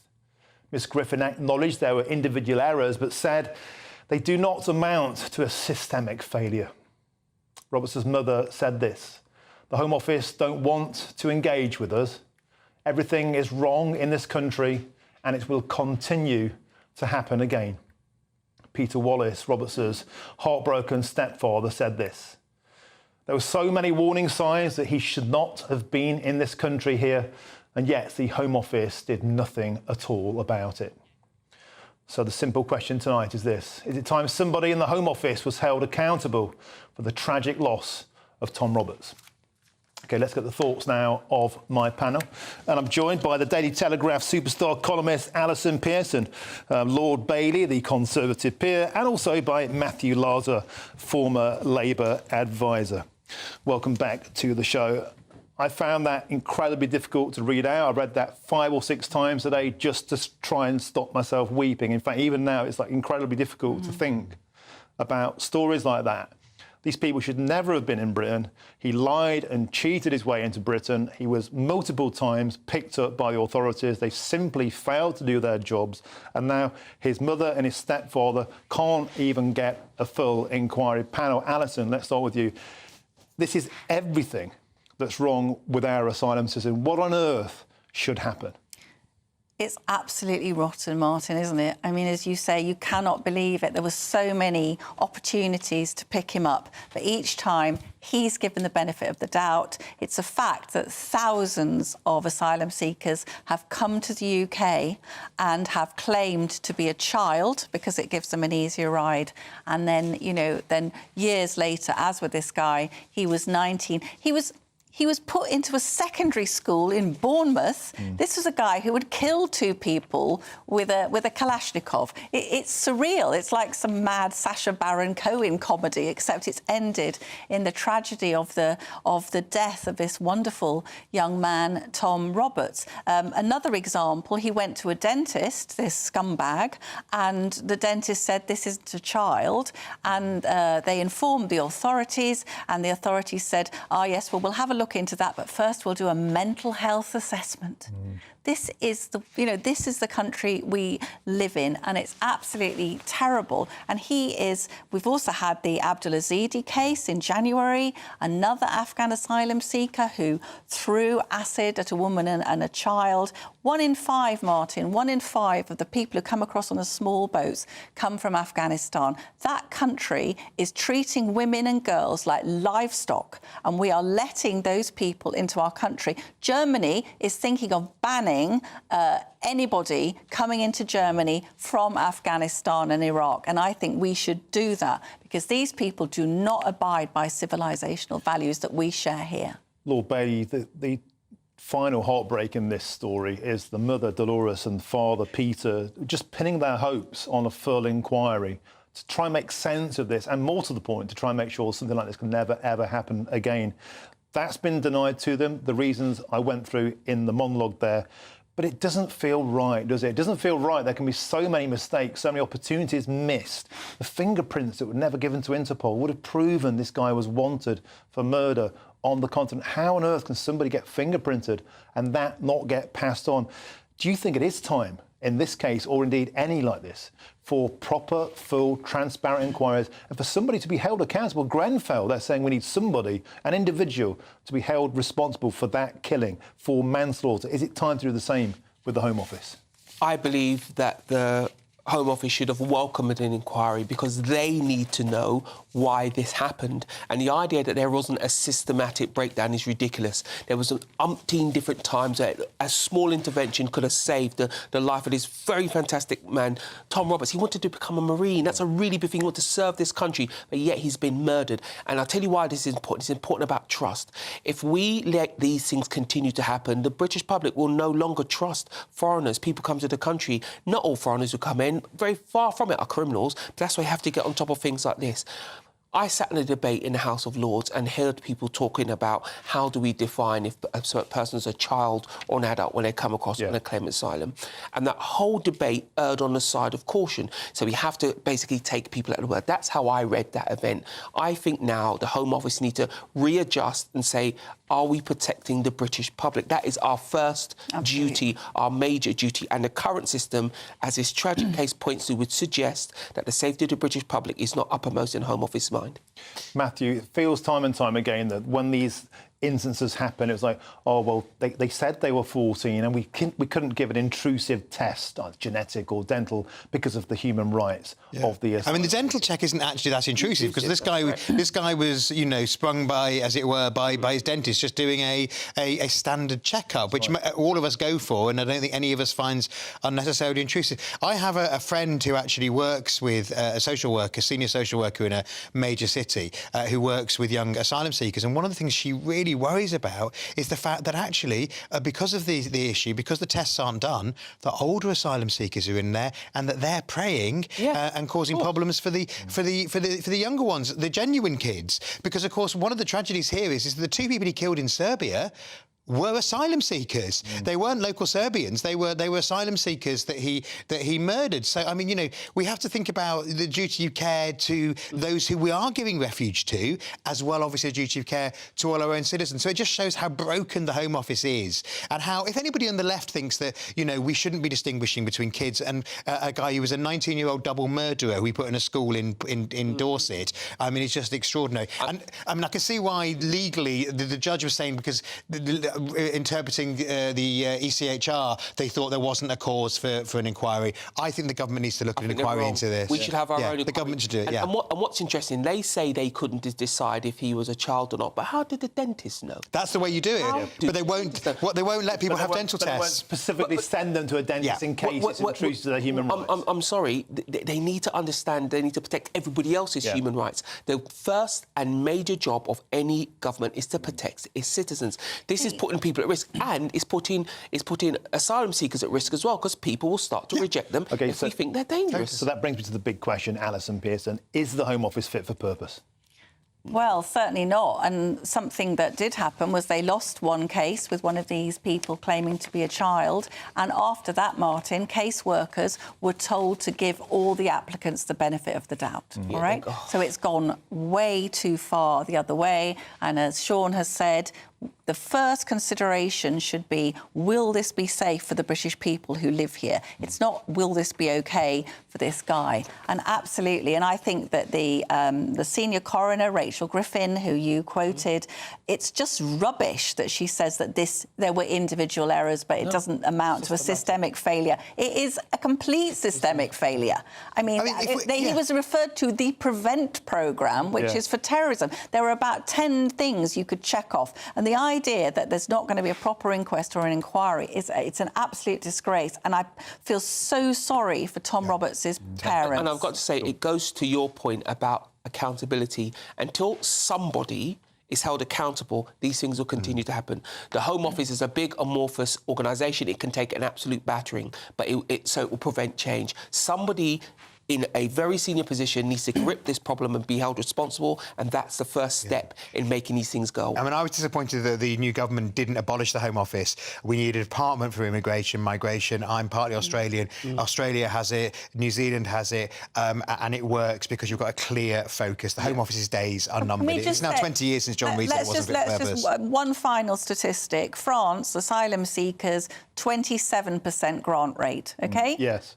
UK grant rate, 57%. We approve double the number of people coming in, and I think there is bias in the Home Office towards letting these people in, and they are not putting the safety of the British people at the centre of their operations. Do you agree with that? 100%. We need, I agree with Matthew, actually, we need to break the Home Office up. We need to have a specific department about immigration, etc., because it will give them a new focus. They won't have to carry the baggage that has been left behind by the Home Office, and you may get, it's the best chance of getting a change in culture. This government should grasp that nettle, which, quite frankly, politically wouldn't be risky at all, to suggest we're going to do something different. And what hope can we offer to Tom's parents in this situation? You've got Dolores and Peter who just feel the system has completely and utterly betrayed them and let them down. They've played the rules. They've patiently waited for an outcome of an investigation, an inquiry. That's been cruelly snatched away. What hope do they have? I wish I could say we could offer them some hope. The only hope they have is that someone in our political firmament, in the government, takes initiative and leads on this. I feel so bad for them. The loss of their son, their blue-eyed boy, who they were living for, snatched away from them in circumstances that were preventable. The government has to step up. Perhaps we can try and do something about that. Yes. Let's have a chat afterwards. I think we've got to. It's got to start on programmes like this, because these sort of stories simply cannot go on. No. Thank you very much. Now, Rachel Griffin, we have a statement here. The senior coroner for Dorset said this: whilst it has to be accepted there were missed opportunities to undertake some checks, it cannot be said that had these checks been done, the course of events that led to Tommy's death would have been any different. It is simply too speculative and remote to state that there was a causal link between these missed opportunities and Tommy's death. And we just got gasps from my panel here. Well, coming up, I'll have the very first of tomorrow's newspaper front pages with my panel of experts on standby to give me their expert analysis. Oh, and it wasn't good enough for Sir Keir Starmer. I have long said before the election that I thought the Rwanda scheme was a gimmick, which is why we stood it down immediately. But now, of course, it turns out that Germany wants to send migrants to Rwanda. So was the now-ex deal our only hope of stopping the small boats? My panel will debate that in just a few minutes' time. Now, also coming up, the BBC is set to cut over 100 jobs, but with the corporation also planning to plough another 80 million quid into a new diversity drive, hasn't the state broadcaster got its priorities completely and utterly wrong? Well, former BBC presenter Roger Bolton doesn't agree, and he'll be live next.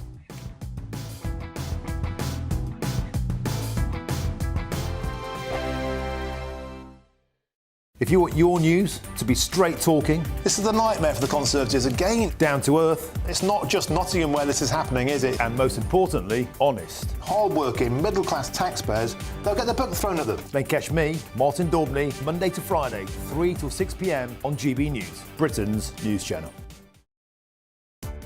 Welcome to State of the Nation, daily plunge into the stories shaping our country. I'm Jacob Rees-Mogg, and Monday to Thursday we bring you the insights, the facts, the truth about how our country is being governed. Because what happens in Downing Street matters down your street. Tune in to State of the Nation every Monday to Thursday, 8 to 9 o'clock. Only on GB News, the People's Channel, Britain's news channel. In the GB newsroom, we bring you the news as it happens. With our team of dedicated journalists across the UK, we're ready to keep you up to date with what's happening every half an hour, every single day. Bulletins here on GB News, the People's Channel, Britain's news channel. GB News Breakfast, every day from 6 a.m. I'm not saying I don't want to be a mum, and I'm not saying I don't want to work, but it's definitely not easy. It's just really tough for us mums, you know. Our job's never done, our work is never finished, and I think it's this movement, the real out-of-office movement, is something that just really resonates with me, and I think we should all talk more about how much work we do. I think a woman's work is never done, but I just think we all feel guilty. We have that mum guilt, you know. If you're working and being successful, you wish you were at home with the kids, and if you're at home, you're thinking, am I doing enough work? Yeah, and of course the cost of childcare in this country means that a lot of families just frankly make that decision to have one of the parents stay at home, usually the mum, and they're just being squeezed out of the economy, and that's not good either. Once you've done your job as a working mum, you come home and you're doing another 8 hours on top of it. Mothers have a tendency, definitely historically, just to crack on with it. It's just something that they are expected to do, that they do without moaning. And now it's like, Are we getting to a stage always where go down that well? In Yeah. my experience, I have had someone say to me, "Well, if you can't handle it, why do you have kids?" Oh. You know. Absolutely, absolutely. And yet, exactly that. We just need to talk about it, and I think it's healthy, and I think that's the main thing now, that we should be brave enough to be able to say, do you know what, sometimes it's difficult, but I'm really proud to be a working mum, and I tell my daughters that. I work really, really hard, and it's a good work ethic for them, you know, and that's what, you know, this campaign's all about. Is there some resistance still, do you think, from some parts of society? I do think there's resistance, and that's what this is about, is to try and get people talking about the fact that it has been awkward in the past, and some people don't understand a working mum's life, and that's why we need to try and talk about it. GB News, the People's Channel. Join me, Neil Oliver, every Sunday night at 6 p.m. on GB News. And if an hour is not nearly enough for you, go to gbnews.com for special extended episodes online every Friday at 9 p.m, where we can truly get into the nitty-gritty of what's going on. GB News, Britain's news channel.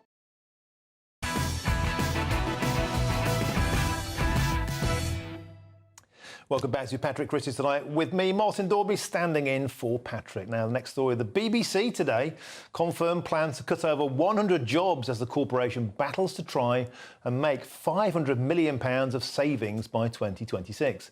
But the job losses have sparked outrage and left many scratching their heads after it was also announced on the same day that BBC bosses had found 80 million quid for a diversity drive.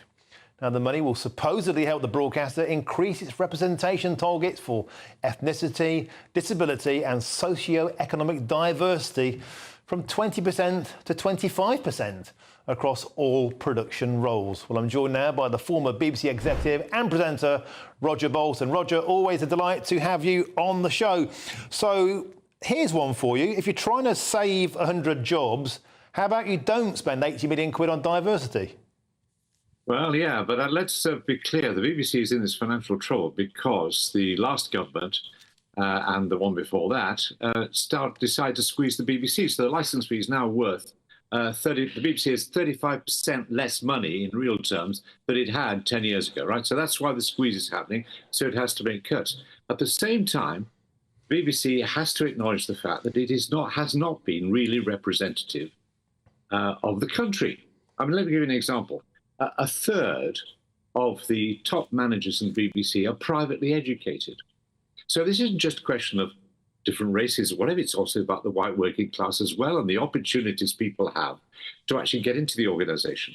The other thing is, of course, when I was in the BBC, there were virtually no women.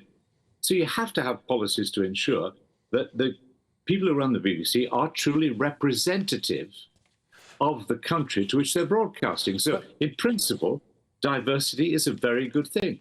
But, Roger, the fact of the matter is, if you turn on any BBC programme, it looks like a United Nations meeting. And as for the white working classes, I mean, I used to work at the BBC a lot. There was never anybody like me, you know, from a coal mining background. You're right, everybody had a plum in their mouth. But let's get back to the point. No, we didn't say that. Come on, Martin, that's hyperbole. Come on. That's what happened. That was my experience. There was no one that was a coal miner's son that worked there. Most people I met had been to Oxbridge. That was my experience. But look, back... We could mention that an old researcher of mine, the Robert Harris, this writer of Spies, who came from a Nottinghamshire printer, was a Nottinghamshire printer and got into the organisation. But the principle is, anyway, it's got to be representative. And it's got to find ways. I mean, you know, over Brexit, you and I think probably a lot of your listeners would think the BBC wasn't in touch with large parts of the country. Correct. Now, one of the reasons, and I think there's some truth to that, now, one of the reasons is because too many people were operating in London. Nobody voted Brexit that works at the BBC, probably. No. What I'm saying is that it wasn't representative of the country as a whole. And if you don't have people from every section of society, you don't realise what's happening outside your immediate experience. So it's got to be more diverse. It's got to have more people who from a different background. It needs to have more people from the working classes as opposed to private schools. You know, it's got to do that. But I think it's very dangerous to put the two things together. There's a squeeze on the BBC deliberately organised on the whole by the last government. And then there's equal push to make sure it's representative, because people like you and a lot of your viewers and listeners will think the BBC doesn't understand us. You can't have both things, you know. OK, well, let's look at the diversity targets. And by the way, the total spent now is 323 million, because the BBC already spent 243. That's getting on for £250 million. Astonishing amount of money to spend on it. Let's look at the actual diversity targets. 25%. They say they want. Well, that doesn't reflect the nation. If you look at the census data, white people still make up 82% of the population. You wouldn't know that if you looked at the average BBC drama. And Asian people, 9%, black people, 4%, mixed race, 3%. Why are they going for 25% diversity? That's not representative of the real world. That's representative of BBC world. I don't recognise those figures. I'd need to look at them. It's a census. But hold on. Ofcom, which is the regulator, came up last year, reported two things about about diversity in people from a non-white background. It said now that in terms of on-screen representation, yes, there is slightly more than there should be, if you want to be actually representative of the country as a whole. But behind the screen, in terms of people who make the decisions and so on, it's far less. The problem is no longer on screen. It's behind the screen, behind the radio, those people who exercise real power. So I think you mustn't confuse the two together. As to your other figures, they don't sound right to me, but I haven't got them in front of me, so I can't question you on those. Well, I have, and that's the census data from 2021. But look, let's look at who did this review. It was by the Sir Lenny Henry Centre for Media Diversity. Now, the guy doing the actual review for the BBC is Lenny Henry. Now, I think his idea of diversity is probably having more people like him. It's not having more people like me. Is that actually diversity, or is it just actually bringing more people in who look like and think like and act like people like Lenny Henry? Well, I don't want to insult you, Martin, but frankly, I want more Lenny Henrys. I mean, he's such a talented man. He can do anything. He can tell jokes, he can write, he can drama or whatever. And remember, when he started off, he was the only black comedian on television. And if there hadn't been policies, and, he had come from a very tough background, he got to the top because he was absolutely outstanding. But there must be other Lenny Henrys who haven't. And we've got to make sure that the best people get to the top. Now, it would be entirely wrong if, in the end, people were selected only on the basis of their colour or culture or whatever. But you've got to recognise that some people have a dead easy, passage to the top. If they go to Oxford, if they go to private school, if they live in London, if their parents have worked in the media, you could run through it all. That gives them a tremendous advantage. You have to be concerned about those people for whom it's more difficult. Some of whom, quite a number of whom, will come from, as it were, BAME backgrounds. Whether that term is any use anymore, I'm not sure. It covers such a wide amount. So if diversity means trying to make sure that the people who run the BBC and the people on it are representative of the country as a whole, I'm for it. If it's trying to say there's a real danger that BBC in London, predominantly run by white middle-class people, many of whom are disproportionate about private education, that's dangerous. So I think the cuts to the BBC are one thing. That's a government decision, and the BBC just has to find them somewhere. Okay. Deciding to make the organisation properly representative of the country is something I entirely applaud. I'm sure you would, Martin, wouldn't you? Roger, a valiant defence of your former employer there. Thank you very much for joining us on the show. They fired me twice. I should tell you. Twice. Well, they got good taste. Thank you very much for joining us on the show.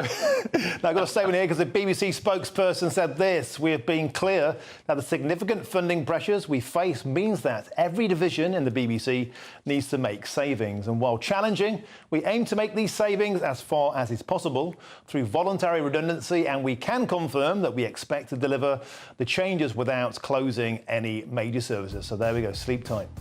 Now, coming up, tomorrow's newspaper front pages have landed, and I have expert analysis from my panel very shortly. Oh, and why does Labour have to make everything about class?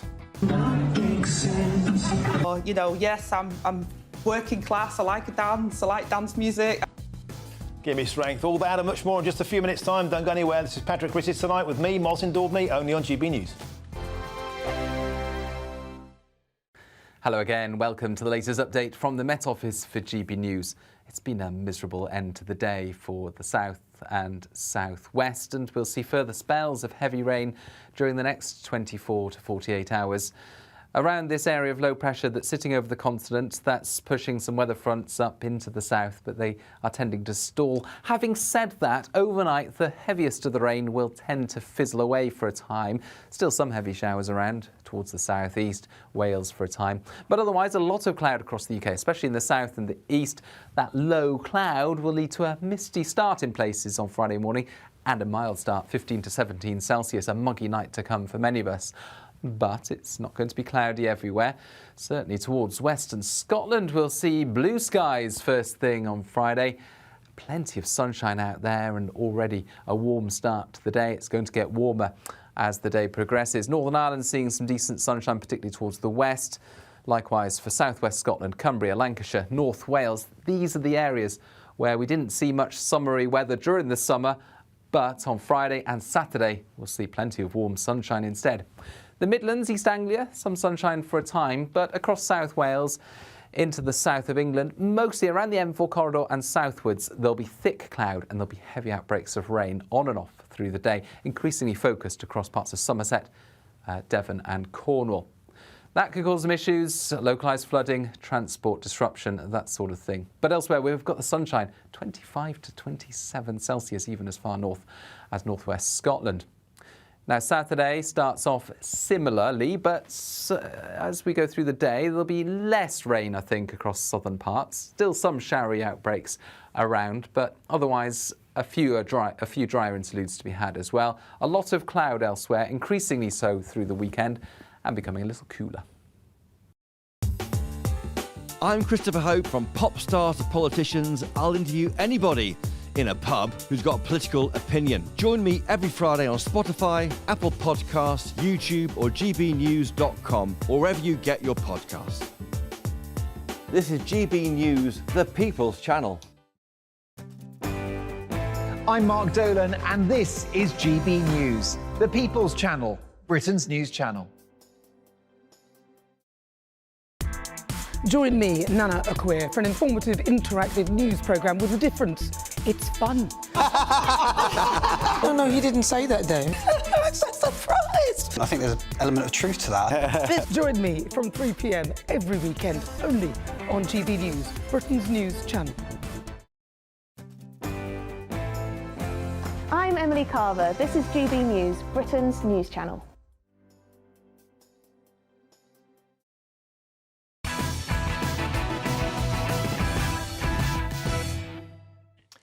Welcome back. This is Patrick Christys tonight with me, Martin Daubney, only on GB News. Now it's time to bring you tomorrow's News Tonight and the most entertaining paper review on the telly. And the very first front pages have just been delivered for my press pack to go through. And we start with the Metro, and that features the court case of Jeremy Kyle. The headline, Kyle, don't blame me, I'm just the host. Next, we're moving on to the Eye.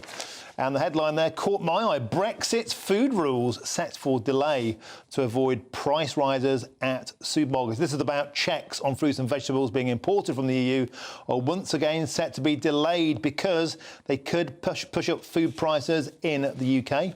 Next, on to the Daily Express, and they focus on the ongoing scandal around axing the winter fuel allowance. The headline, we're not greedy. Britain's elderly will do a deal on fuel support. So this is the notion that pensioners are OK for the most well-off to lose winter fuel payments, but let's keep it for those on the breadline, not just those on benefits. And finally, we're on to the Daily Telegraph, Alison Pearson's paper. And the headline here, prisoners could serve their time in Estonia. This is the plan to ease crowded jails, as Germany says it also may use UK Rwanda facilities for migrants. Loads to get our teeth into there with my panel. Why don't we start on this fascinating story about prisoners could serve their time in Estonia? Matthew Laza. Yeah, well, I've just come back from the Baltic states. I was in Lithuania this morning, but not Estonia. But I mean, this has been floated a little bit, I think, under the Tories as well. They've got spare prison capacity in Estonia, and they're saying that it's available for Britain. And at the time when our prisons are, as we know, so overcrowded, this would enable the government to do it. Now, obviously, people would cry out, one of the big things about rehabilitation is having visits from your family, etc. But of course, we have a lot of overseas, people we can't send back to countries like Afghanistan, couldn't, and therefore they're not being visited by their family on a weekly basis. Could they go to Estonia with obviously proper? I'm sure the prisons in Estonia are of a good quality. I think and Norway sends people there, so they're not going to be. We're not talking about dodgy conditions, but just capacity. Alison Peterson, we have a lefty saying let's deport foreign criminals, even if they're. I'm going to get cancelled. Astonishing. What do you reckon to this? We're very politely not mentioning Prince William's terrible beard, aren't we? I noticed that. I quite like it. This is somebody who didn't manage to shave today because my flight was late. Yeah, you can see that beard on the front page of the Telegraph. I think it's rather nice. I think it's quite nice face fuzz. You know, back to the serious story. Yes, I think, as Matthew said, we have over 10,000 foreign prisoners in British jails already. So if we manage to repatriate some of those, I can't help thinking that Estonian jails would be a cut above the sort of rat-infested sub-Premier Inn stuff that they get over here. They're going to be loving it, aren't they? They're going to be having open sandwiches and saunas. It's going to be really jammy. I think I'm not sure we want them going to Estonia. I'm surprised the government's looking at this. This feels like Rwanda 2.0 plus one. It seems like a strange thing as well. And also, the piece about reforming prisoners is very, very important.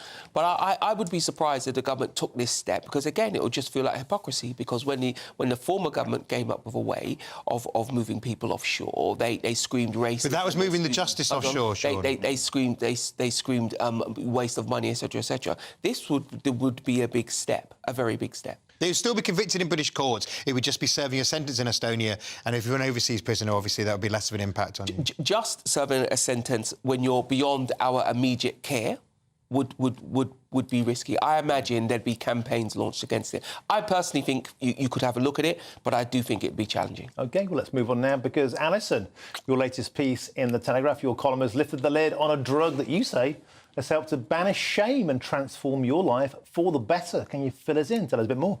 I'm going to blush here. Yes, for 3 weeks I have been taking a drug called Mounjaro, which is part of the family of Ozempic, which is more well-known, and Wegovy. And it stops you feeling hungry, Martin. So the days of 9 o'clock snacking are now banished. And I have acquired a willpower assistant. That's how I describe it, is that I'm thinking about something in the cupboard and the willpower assistant says, Alison, you really don't need that. So it's working wonderfully.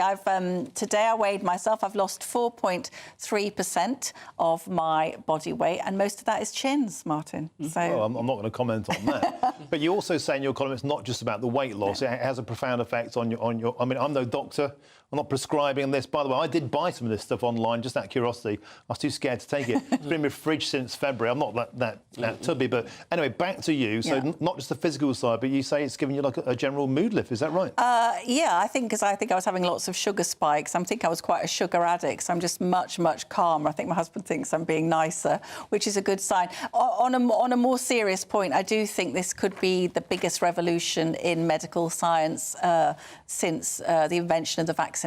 Really, I do, because they're now saying that these drugs, not only do they help you lose weight, they control possibly against cancer, heart disease, even Alzheimer's, Martin. I mean, this is going to be extraordinary. 1 in 4 British adults is obese. 1 in 5 British children aged 9 to 10 is obese, right? So if this the prices will come down, and I bet you in 10 years we are going to see millions of people taking this as they take statins now. But Lord Bailey, is this indicative of today's quick fix world? We want a jab in our flank or whatever it is, but we don't want to do the tough work. Actually losing weight, doing the exercise, isn't that more beneficial?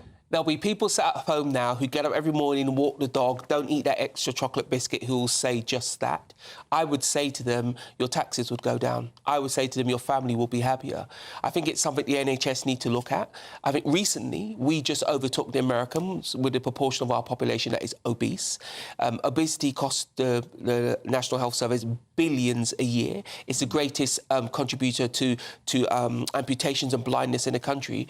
We are where we are as a country. We need to do something about it. I wish we all went running in the morning and did weights in the afternoon, but we don't. But can I just say, in defence of people like me, it's not like you just kind of keep eating donuts and be jabbing yourself. I'm eating very, very healthy food. I'm probably eating about a third or a quarter of what I was eating before, and I am going to the gym. So it isn't a lazy option. And I just want to make clear to viewers, this is the before photograph, and there will be an after photograph in a few months' time. It's a catalyst for change, isn't it? And it's a catalyst to get people on the road. The only way we can look at it as a nation, though, is if NICE, the National Institute for Clinical Excellence, have a look at it. And, of course, there's always a cost to take into account. Well, Alison, I think you look fabulous as you are. You look fabulous anyway. If that's sexist, so sue me. Now, Parliament returned this week, but here's a reminder of what our Deputy Prime Minister, Angela Rayner, got up to on her summer holidays.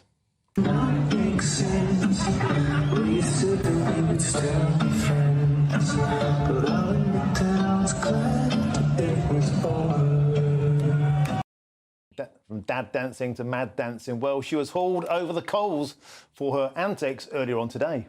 You know, yes, I'm working class. I like a dance. I like dance music. I got criticised for going to the opera, if you remember. I wasn't allowed. I was a champagne socialist.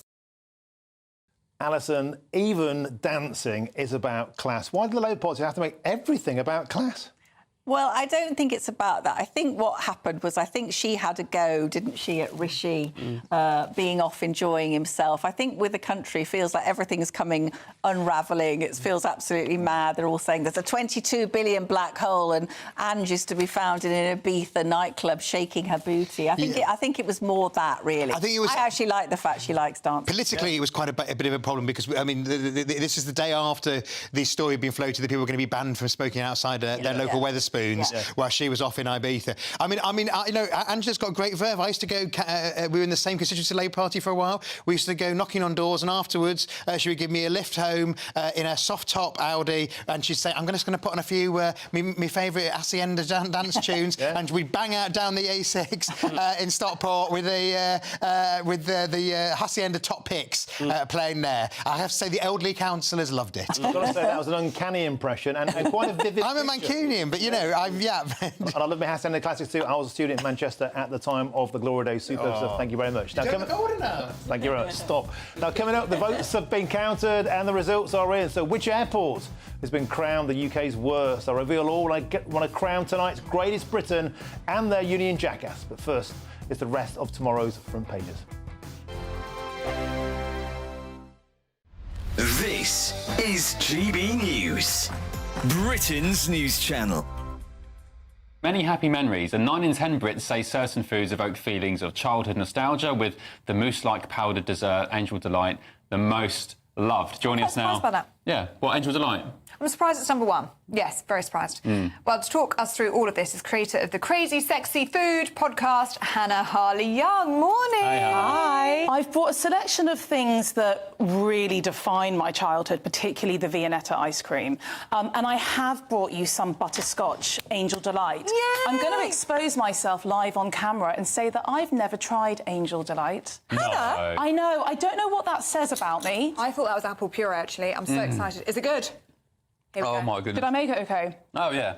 But to be fair, Hannah, it's not that hard to make. Well, what is it, though? That's what's so funny about Angel Delight. It's chemicals. It's just chemicals in a bag. I mean, it's a load of additives, which, I mean, one thing that's also really interesting about all these nostalgic foods when you look at them is that a lot of things have been discontinued over the years. Oh, dear. So it makes you wonder, how did this one kind of get through the cracks? Angel Delight came out number one, didn't it? It did come out as number one. And also sort of in the top 5 was fish and chips, something I still eat today. Fish fingers, still a staple of my diet. Mr. Whippy, in that same survey, they said that 95% of people find that a taste from their childhood will take them back more than looking at a photo. And that's something that's really interesting for me, and it's the basis of everything that I do, and the reason really why I set up Crazy Sexy Food, or one of the reasons, should I say, was that I love this concept of memories of food. You know, I've interviewed hundreds of people over the past 5 years, and when I get to that question, you actually see their face relaxing, and there's something that it evokes emotion. GB News, the People's Channel.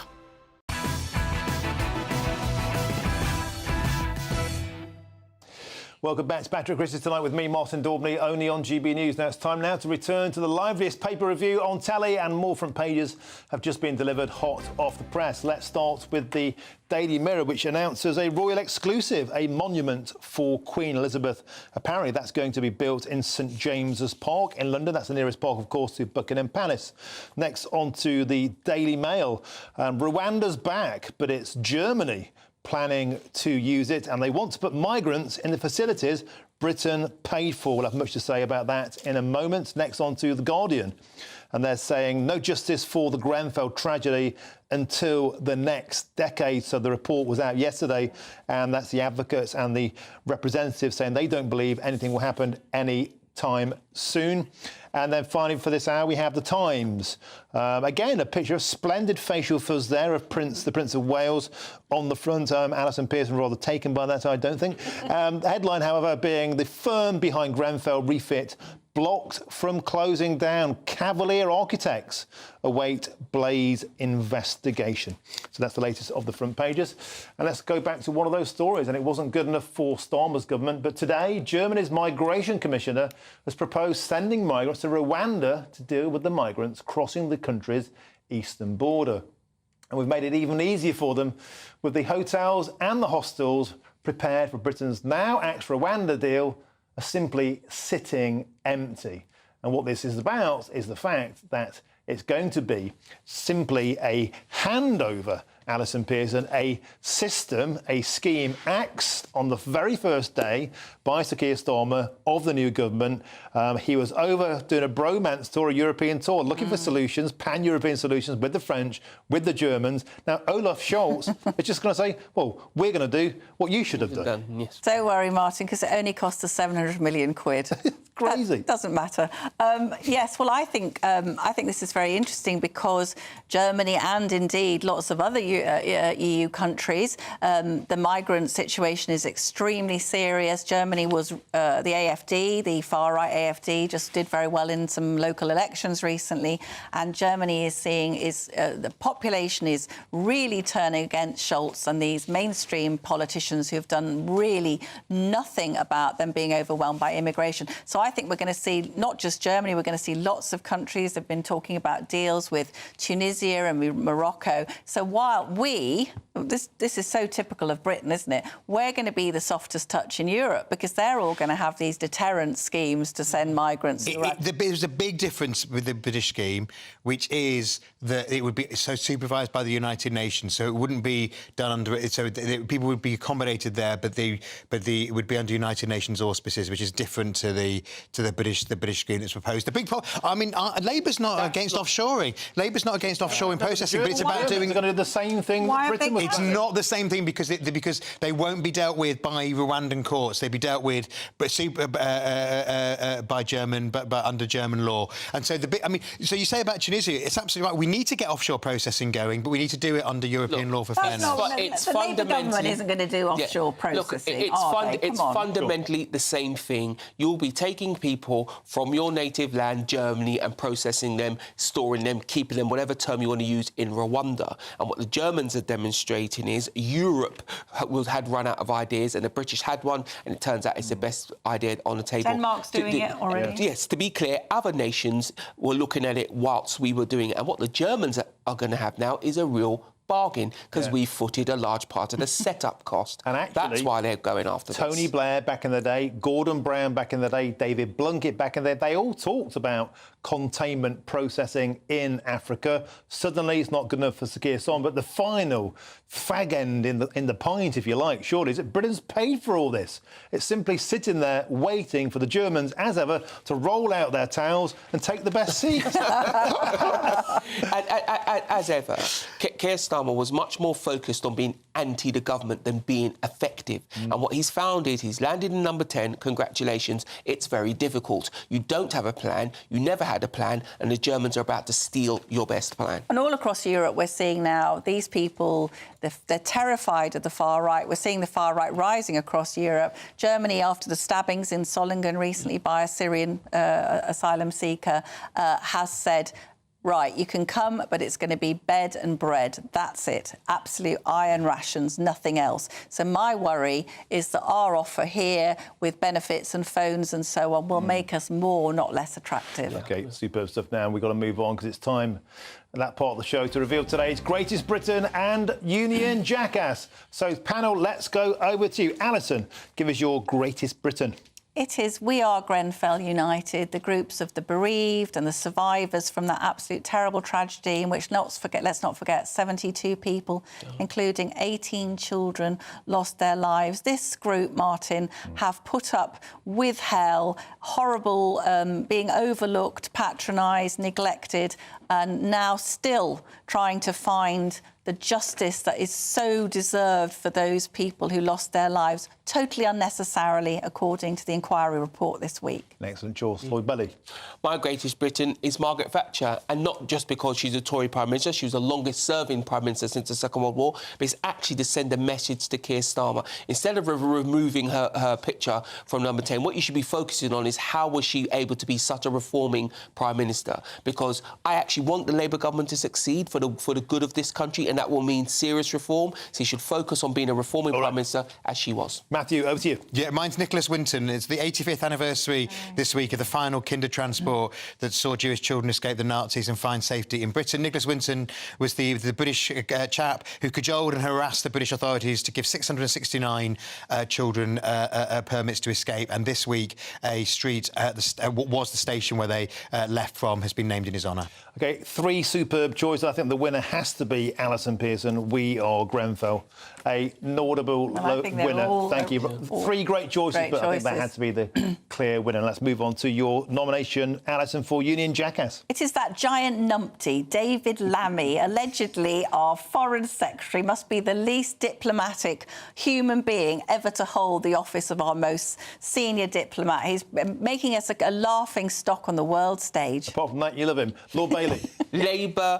The Labour Party's private school VAT. It is not helping anybody. It actually will make life harder for poorer children in state school, not better. And it's an unworkable policy, and it's just undeliverable. Matthew. And mine, I won't do the Manc accent, but it's Manchester Airport, third year in a row, which have dubbed it Britain's worst airport. And as somebody who's been through two wonderful... No, because I'll get cancelled. Two wonderful Nordic airports today. We need, airports are important. They're our window on the world, and it's letting the North down. Well, three fantastic choices. But in the interest of political balance, we can't just keep bashing the lefty there. Let's have Manchester... Only Tom Patrick gets praised. You've got to win something superb stuff. Thank you very much, guys. Excellent show tonight. Now we're back again tomorrow from 9 p.m. and next up it's Headliners. Thank you very much to my panel tonight. I'll be back in my usual slot, 3 till 6 p.m. the Martin Daubney Show. Back tomorrow with all the sort of searing political analysis, and we might have a little bit of a dig at the Labour Party. Been far too nice to them tonight with Matthew Lawes in the show. Thanks to my glorious panel, Alison Pearson, Lord Bailey, Matthew Lawes. It's been an absolute blast. Thank you very much for hanging with us. Up next, it's Headliners. It'll be a superb show. And before that, though, it's your weather. Thank you very much for joining us this evening. I hope I've done Patrick Christys a service. He's having a well-deserved holiday. He'll be back soon. Tomorrow, Ben Leo is filling this chair. Have a fantastic evening. Cheers.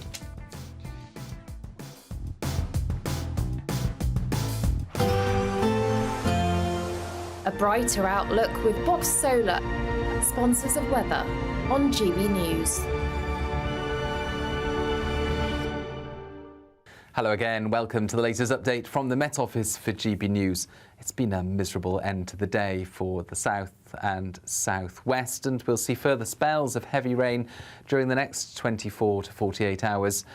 Around this area of low pressure that's sitting over the continent, that's pushing some weather fronts up into the south, but they are tending to stall. Having said that, overnight, the heaviest of the rain will tend to fizzle away for a time. Still some heavy showers around towards the southeast, Wales for a time. But otherwise, a lot of cloud across the UK, especially in the south and the east.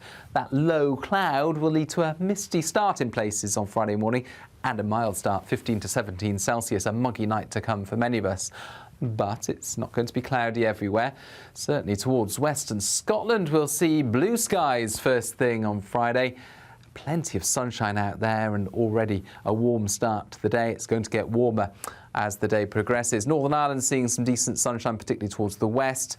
Likewise for southwest Scotland, Cumbria, Lancashire, North Wales. These are the areas where we didn't see much summery weather during the summer, but on Friday and Saturday we'll see plenty of warm sunshine instead. The Midlands, East Anglia, some sunshine for a time, but across South Wales into the south of England, mostly around the M4 corridor and southwards, there'll be thick cloud and there'll be heavy outbreaks of rain on and off through the day, increasingly focused across parts of Somerset, Devon and Cornwall. That could cause some issues, localised flooding, transport disruption, that sort of thing. But elsewhere, we've got the sunshine, 25 to 27 Celsius, even as far north as northwest Scotland. Now, Saturday starts off similarly, but as... Good luck. GB News Breakfast. Every day from 6 a.m.